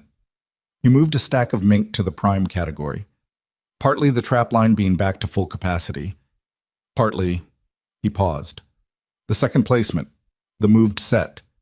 That section has been producing better than any other this season. She filed that without comment. They were sitting across the table from each other with the pelts sorted between them, and there was lamplight because the days were still short, and outside the mountain was going through its late February stillness that was not quite the stillness of deep winter, and not quite the first sense of spring's approach, but something suspended between the two. Elena was looking at the grades she'd written on the paper between them, and she was aware, in a peripheral way, that Silas had stopped working and was looking at her. She looked up. He had the expression on his face that she'd come to associate with something he was deciding whether to say, a particular quality of stillness that was different from his ordinary stillness, less settled, more like something held carefully in both hands. "What?" she said. He was quiet for another moment. Then, "When the pass opens." She waited. "I've been thinking about what you're owed," he said, "for the winter, the work, everything you've managed." "We agreed on a share of the season's take," she said. "I know what we agreed," he said. "I'm saying it's not enough, given what the season actually was." He looked at the pelts. "I want to give you a portion of the gold from last year's claim as well. Enough to start something new, wherever you want to start it. Enough that you have real options." She looked at him. He wasn't looking at her now, was looking at the pelts. And there was something in the careful way he'd constructed that sentence, "wherever you want to start it, enough that you have real options," that told her he'd been sitting with this for a while and had chosen the words specifically to leave her the maximum possible room. "Silas," she said. "You've earned it," he said. "That's all. I'm not—" He stopped. "I want to make sure you're not leaving here in the same position you came." "I'm not in the same position I came," she said. "I know, but I mean practically. With resources. I know what you mean." She looked at the table, looked at the lamp, looked at her own hands, which were more calloused now than they'd been in October, the scarred skin tougher and more useful and less apologetic than it had ever been. "Can I ask you something?" "Yes," he said. "Do you want me to leave?" The question sat between them, clean, direct, the way things between them had always been, or had become, somewhere in the middle of everything winter had put them through. He was very still for a moment. Then, "No." "Then why are you building me an exit?" "Because you should have one," he said. "Because I don't want you staying because you don't have anywhere to go. That's—" He looked up then. "That's not why I want you staying." The lamplight was warm and unsteady between them, and outside the mountain held its late winter silence. And Elena looked at Silas Mercer across a table covered in the winter's work and understood, with the same clarity she'd used to read a cornice's danger or a trap mechanism's fault, exactly what he was saying and exactly how much it had cost him to say it. She didn't say anything for a moment. She turned her coffee cup in her hands, the way she sometimes did when she was thinking something through to its actual end rather than its comfortable near end. "I'm not staying because I don't have anywhere to go," she said finally. "I stayed through the blizzard and the fever and 3 men at the door and 2 weeks of running the full line alone, and I could have left when any of those things happened and I didn't want to. That's different from not having options." He looked at her. "So keep your gold," she said, "or don't. But don't build me an exit because you think I need to be free to leave. I know I can leave." She held his gaze. "I'm telling you, I don't want to." The fire worked steadily in the stove. The lamp held its small, warm circle over the table. Outside, the snow was beginning one of its slow, thoughtful falls, the kind that came without wind and settled without urgency. And the mountain received it the way the mountain received everything, with the absolute patience of something that had been here long before either of them and would be here long after. Silas looked at her for a long moment, and then something in his face did the thing she'd seen it do the night of the fever, that rare opening. Not soft, not sentimental, but stripped of its usual careful distance. "All right," he said. "All right," she said. They went back to grading the pelts. His hand moved a stack of beaver to the prime pile. Her pen made a notation in the column. The lamp burned. The snow fell. It wasn't a grand moment.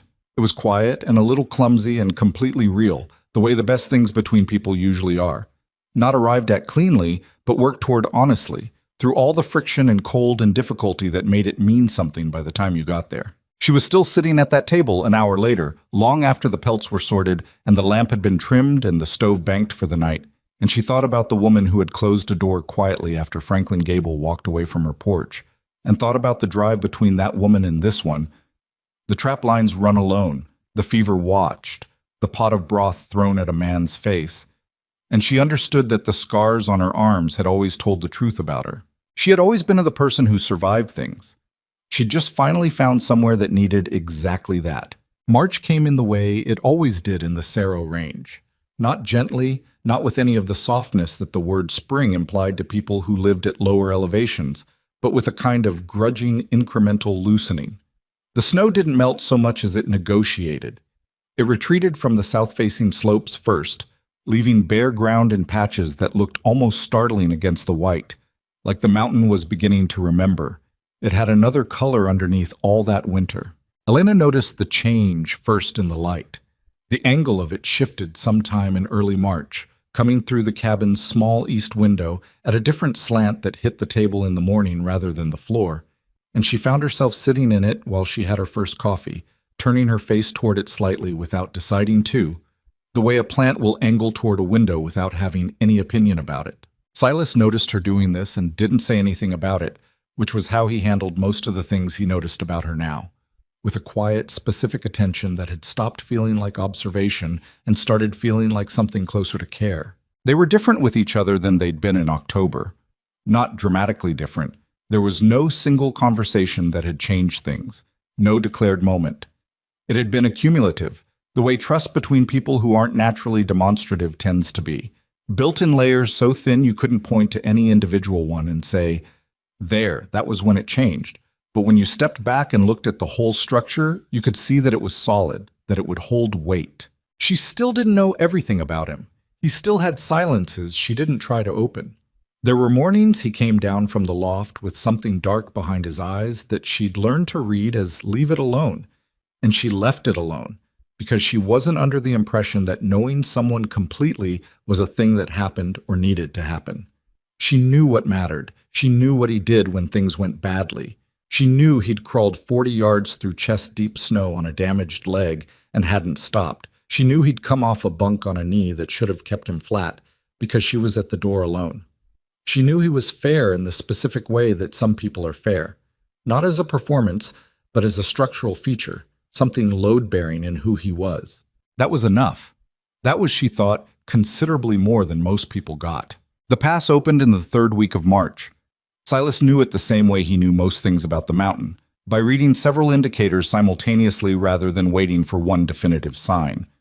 The wind direction shifted. The snow on the lower trails settled rather than drifted. The creek, which had been frozen solid since November, began making a sound under the ice, a low, insistent movement that built over 3 days from barely audible to something you could hear from the cabin with the door closed. "Pass is open," he said one morning, looking at the map he kept on the wall above the small desk. Elena was at the stove. She didn't turn around. "I know," she said. He was quiet for a moment. "The buyer in Caldwell. I need to get the pelts down before the next system comes through. There's a window of 4 or 5 days." "We should go tomorrow," she said. "The morning forecast is the best of the week." He looked at the map. "It's a 2-day ride down. Another 2 back, with resupply." "I know," she said. "I've done the math." He turned from the map. She still had her back to him, working at the stove, and he looked at her in a way that she'd learned to feel without seeing, a specific quality of attention that was different from his watching the trapline attention or his reading the weather attention. "Elena," he said. She turned around. He was standing at the map with his arms at his sides, and he looked not uncomfortable exactly. Silas Mercer didn't do uncomfortable in any conventional way, but he looked like a man standing at the edge of something he'd thought about for a while and had decided to step off. "When we get to Caldwell," he said, "you'll have choices. Real ones. The gold from the season's take and the additional I put aside, it's enough to start something significant, a house in a real town. A business, maybe. Things that look different from this." He gestured, a single motion that encompassed the cabin, the low ceiling, the single lamp, all of it. "I want you to know that. I want you to go to Caldwell knowing what your options actually are, not guessing." She looked at him for a long moment, across the table where they'd sorted the pelts, across the stove where the coffee was going, across 4.5 months of everything the mountain had put between them and everything they'd built in spite of it. "Are you worried I'll leave?" she said. "I'm worried you'll stay for the wrong reasons," he said. I told you that before. And I told you I'm not staying for the wrong reasons. I know what you told me. His voice was even, but it wasn't closed. I'm saying, in Caldwell, when you're standing on flat ground with options in your hand, I want you to look at those options honestly, not through the lens of a hard winter that makes this place look better than it might look in July when there's time to think clearly. She put down the thing she was holding and crossed the room and stood in front of him, close enough that she had to look up slightly to hold his gaze. Silas, she said, I have been thinking clearly. This whole winter. That's the part you keep not accounting for. That I'm capable of knowing my own mind. She paused. Or maybe you know it and you're scared of it. Something moved in his face. Maybe, he said. I'm going to Caldwell with you, she said, and I'm going to stand on that flat ground and look at every option. And then I'm going to ride back up this mountain with you because that's what I want to do. And at some point you're going to have to let yourself believe that. He held her gaze. She held his. All right, he said quietly. Good, she said, and went back to the stove. They left the next morning with the pelts loaded on the mule and the sky exactly what the signs had promised. Hard and clear, and cold in a way that was workable rather than brutal. The kind of cold that moved with you rather than against you if you kept a good pace. The trail down from the high cabin was different in March than it had been in October. She was different, which was part of it. She read the footing now the way she'd learned to read everything up here, constantly and practically. Her body adjusted to the demands of the terrain in a way that 4 months ago would have taken real effort, and now just was. But the mountain itself was different too, the light reaching further, the shadows less total, the sound of running water beginning to assert itself under and around the snow. She caught herself memorizing pieces of it. The way the creek sounded at the first crossing, the specific configuration of 3 spruce trees at the second switchback that had been her landmark all winter for knowing how far she'd gone on the lower trapline. The cliff face above the 4th-mile marker where Silas had pointed out the disrupted snow on their first trip up, teaching her to read what she hadn't known to look at. She hadn't expected to feel this about a mountain. She hadn't expected to feel that a specific piece of landscape could accumulate meaning through use and attention and difficulty until it became something that was not home exactly, not in the way Coldwater Creek had been home, but something more earned than that. Something she had a claim on because she'd worked for it, which was different from the place you were born into and different again from the place you chose without having been tested by it. Caldwell was a 2-day ride, and they made it in a day and 3/4, stopping one night at the same flat rock above the creek where Silas had rested on their way up in October. She sat on that rock in the March cold and looked at the valley below. Visible from this elevation now that the trees had lost their snow weight and opened up the sightline, and thought about October Elena sitting at a kitchen table in Coldwater Creek, looking at her hands and thinking about margins and running out of options. That woman felt close and also entirely strange to her, not foreign. She could locate every decision that woman had made, understood the logic of it, didn't want to dismiss her or the difficulty she'd been living in. But the distance between that kitchen table and this rock was not just miles. "What are you thinking about?" Silas asked. He was beside her, both of them looking at the same view. "October," she said. He was quiet for a moment. "And I'm glad I packed," she said. She heard something in his breathing that was the closest he came to laughing without making the sound. "So am I," he said. Caldwell was bigger than Coldwater Creek by a significant margin. A genuine trading town with a hotel and 2 saloons and a proper general store that stocked things Elena hadn't seen since before winter. The fur buyer's name was Artemis Cole, a compact, sharp-eyed man who ran his operation out of a warehouse on the north end of town, and who looked at the winter's pelts with the particular focused silence of someone doing real arithmetic. When he was done, he named a price that was higher than Silas had projected. Silas looked at Elena. Elena looked at the number Cole had written on the paper. "The mink in the 2nd grade," she said. "Those are prime. The edge on the 3rd pelt is uneven, but it's trim damage, not a quality issue. It should be 2nd grade, not 3rd. Cole looked at her, looked at Silas, looked back at her. "You the one running the line?" "Half of it," she said. He looked at the pelts again, moved the disputed mink to the 2nd grade pile, rewrote the number. Silas said nothing the entire time, and she understood without discussing it that he was giving her the room to conduct her own business, which was different from stepping back and different again from stepping aside. He was simply standing at the correct distance. Cole paid them in gold and in Caldwell paper that could be exchanged further south, and they walked out of his warehouse into the March afternoon with more resources than Elena had held in her hands since before her mother got sick. She stood on the boardwalk in front of Cole's warehouse and held the weight of it and let herself feel what it felt like, which was not comfortable, not yet, large, real, more like a door than a destination. Silas stood beside her. He was looking at the main street of Caldwell, the hotel, the general store, the two saloons, the blacksmith that reminded her of Pete and therefore of home, which was a complicated thought. "There's a woman 2 streets over," he said, "runs a boarding house. Decent place, I've stayed there before. We can get rooms for the night, resupply tomorrow morning." "Rooms," she said, "plural." "That's the standard arrangement," he said, and there was a flatness in the word standard that she suspected was him being careful. "Silas," she said, "I'm not going to suddenly decide in Caldwell that I want a different life," she said. "If that's what you're managing around." He looked at her sideways. "I'm not managing around anything. I'm telling you where we're sleeping." "You said it like—" She stopped. "Never mind." They got the rooms.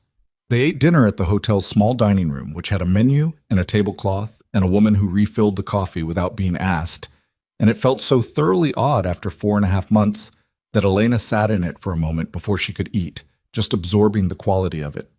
The noise, other people's conversations, the smell of food cooked in a kitchen by someone whose entire purpose was cooking, not by 2 people working through the day's tasks.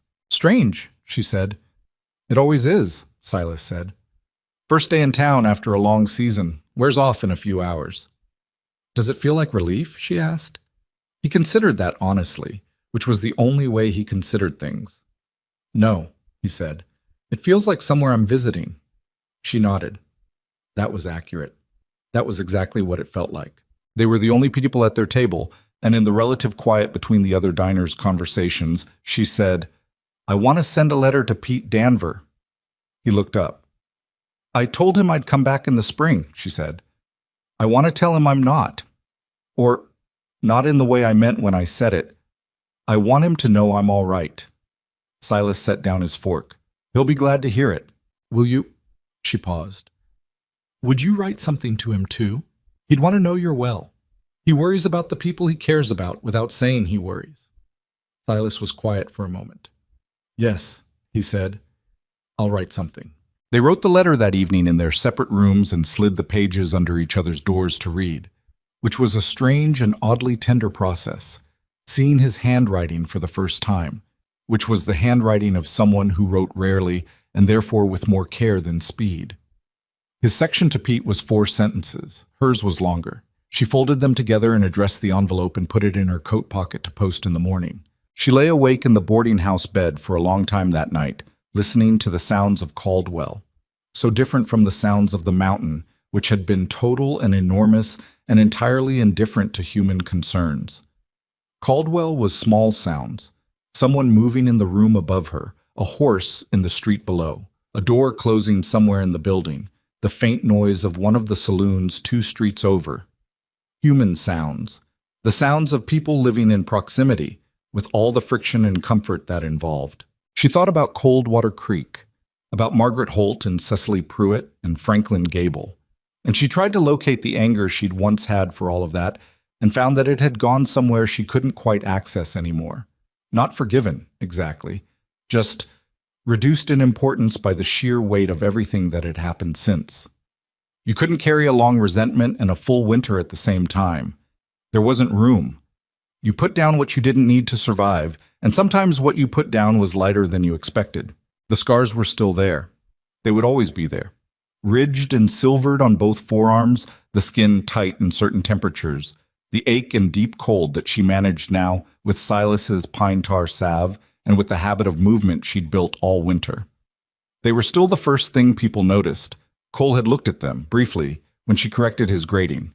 The woman at the boarding house had looked at them when Elena took off her coat, but she'd stopped waiting for the look, stopped bracing for it, the way you stop bracing for a punch from someone who's already taken their shot and missed. The arms were part of her. They had always been part of her. They were the part that had reached through fire when she was 12 and pulled the rest of her out. And everything they'd cost her since was the price of still being here. And she had decided somewhere on that mountain, not in a single moment, but in the accumulation of all of them, that still being here was worth the price. She got up early and posted the letter before Silas was awake, standing at the mail office window in the cold morning with the envelope in her hand, thinking about Pete at his forge, the way he'd pressed the Winchester into her hands without making her feel like a charity case. She hoped he was well. She thought he probably was. Pete was the kind of man who took care of himself quietly and thoroughly and didn't require anyone's worry. They resupplied over the course of the morning: food stores, lamp oil, equipment for the trap line, some things Elena had identified during winter as gaps in their preparedness that she wanted addressed before next season. She used her own portion of the season's gold for this, and Silas noted what she was buying without commenting on it, which was fine because she wasn't buying it for approval. She was buying it because she'd identified the gaps and had the resources to close them. It was at the general store, standing at the counter while the shopkeeper totaled her purchases, that she met a woman named Ruth Carrier, who was perhaps 60, with the particular spare efficiency of someone who'd been managing her own situation for decades and had made peace with every part of it. She'd looked at Elena's arms briefly and then had looked at Elena. "You winter up in the Cerro Range?" she asked. "Yes," Elena said. "Hard winter for the high country," Ruth said. "You manage all right?" "We managed," Elena said. Ruth looked at her, a thorough look, the kind that categorized and assessed and arrived at a conclusion. "Good," she said, and turned back to her own shopping. And that was the entirety of the exchange, and it was somehow exactly sufficient. They left Caldwell at noon with the mule reloaded, the horses rested, and the letter posted. The road out of town climbed toward the mountain pass in a long switchback, and Elena rode it with her face toward the high country without thinking about it, turning toward the mountain the way she'd turned toward the morning light in the cabin without deciding to. Silas rode beside her. They were at the first long section of open trail, the one with the view back down into the valley and forward up into the Cerro peaks, still white at the upper elevations, but with the snow line retreating visibly, even from week to week now. "You didn't look back at the town," he said. "No," she said. "You looked back at Coldwater Creek in October." He said it without judgment, just as an observation, the kind he made when he was noting a change. "I told myself not to," she said. "This time I didn't have to tell myself." He was quiet for a moment. Then, "What's the difference?" She thought about it honestly, the way she'd learned to think about things up here, what's following it to its actual answer rather than the nearest comfortable one. "In October I was leaving something. This time I'm going back to something." She looked at the peaks. "That's different." He didn't say anything for a while. The horses moved at their natural pace, the mule keeping up with the particular long-suffering practicality of mules, and the mountain came closer the way it always did on this road, gradually and then suddenly, the scale of it rearranging itself as you got closer until it was less a view and more an environment. "Elena," he said. She looked at him. "I want to expand the upper line next season," he said. "Add 4 new sets on the northeast face.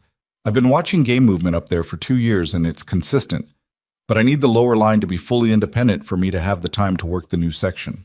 She looked at him. "Are you asking me if I can run the lower line independently?" "No," he said. "I know you can run it independently. You've been running it independently since January." He kept his eyes on the trail. "I'm telling you what I'm planning, because it's a plan that only works if you're here."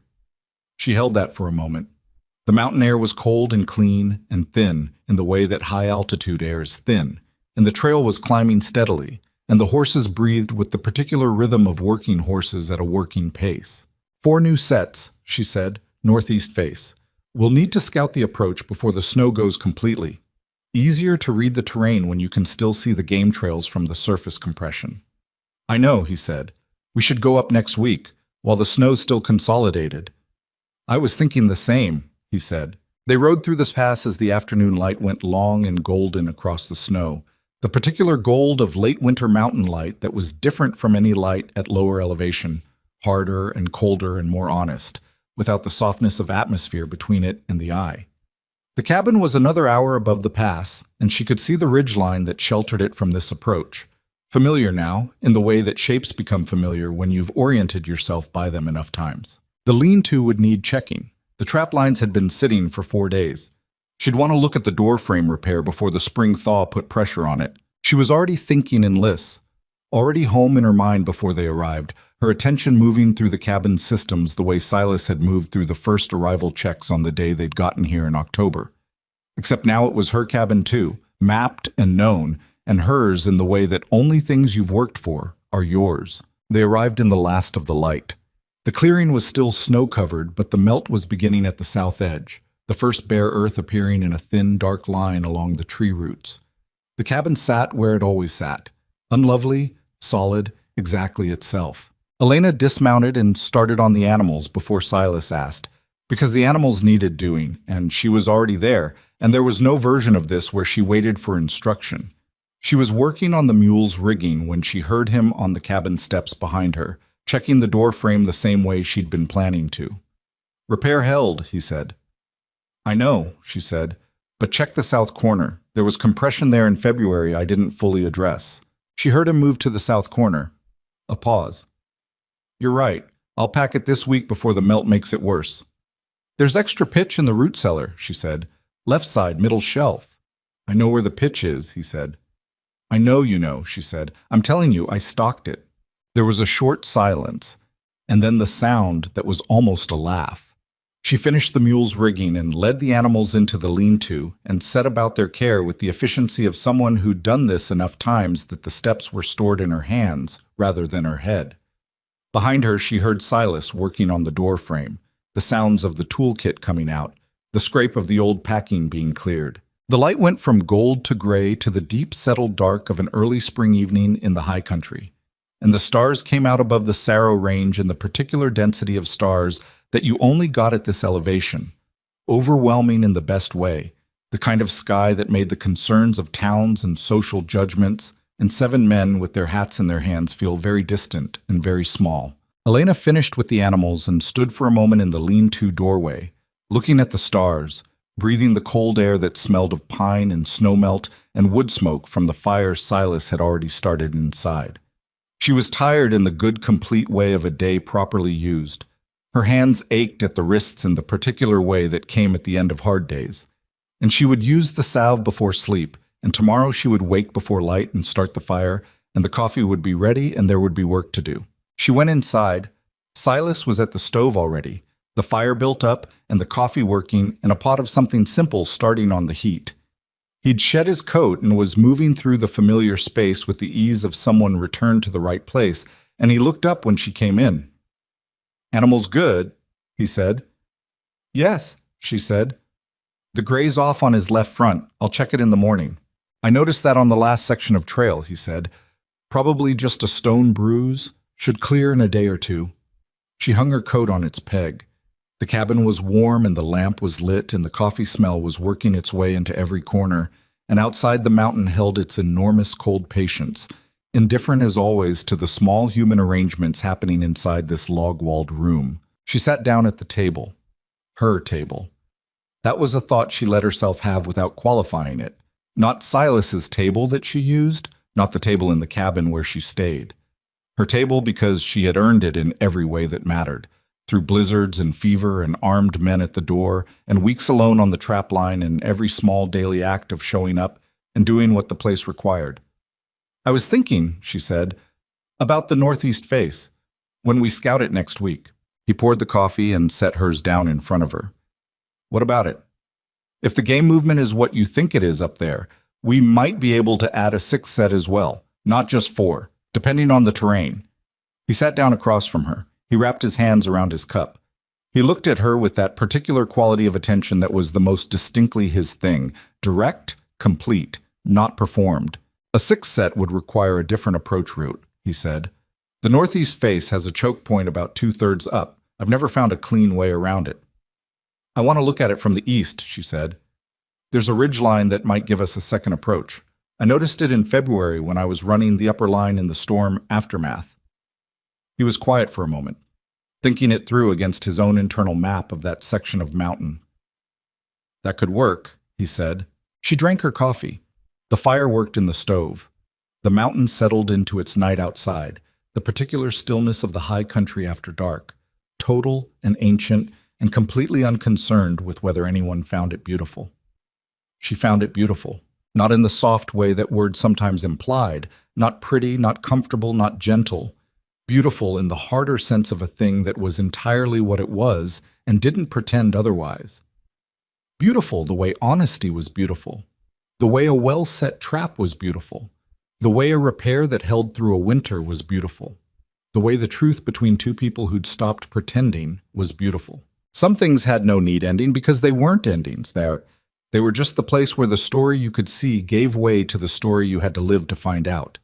The woman who'd closed a quiet door on Franklin Gable's porch had ridden into the mountains with nothing left to lose, and had discovered that nothing left to lose was actually a different kind of freedom than the kind she'd been grieving. The man who'd crawled 40 yards through snow to get home had discovered that home meant more than a building. Neither of them was fixed. Neither of them was finished. Silas still had his silences she didn't open. She still had her stubborn refusal to ask for help until the very last second. They would argue about the right placement of a trap mechanism or the best approach to a section of trail or whether the stove was banked correctly for the night, because that was the texture of real life with another real person. And real life didn't sand down your edges just because you'd agreed to share space with someone. But they were here. Both of them, by choice, by the accumulated weight of everything the winter had required and everything they'd given it. The mountain had tested them the way it tested everything, without sentiment, without mercy, without any interest in whether they succeeded or failed. And they had done the only thing worth doing in the face of something that large and that indifferent. They had stayed and worked and built something that held. That was enough. That was, she thought, finishing her coffee in the warm cabin while the stars burned cold and dense above the Cerro peaks, more than enough. That was everything.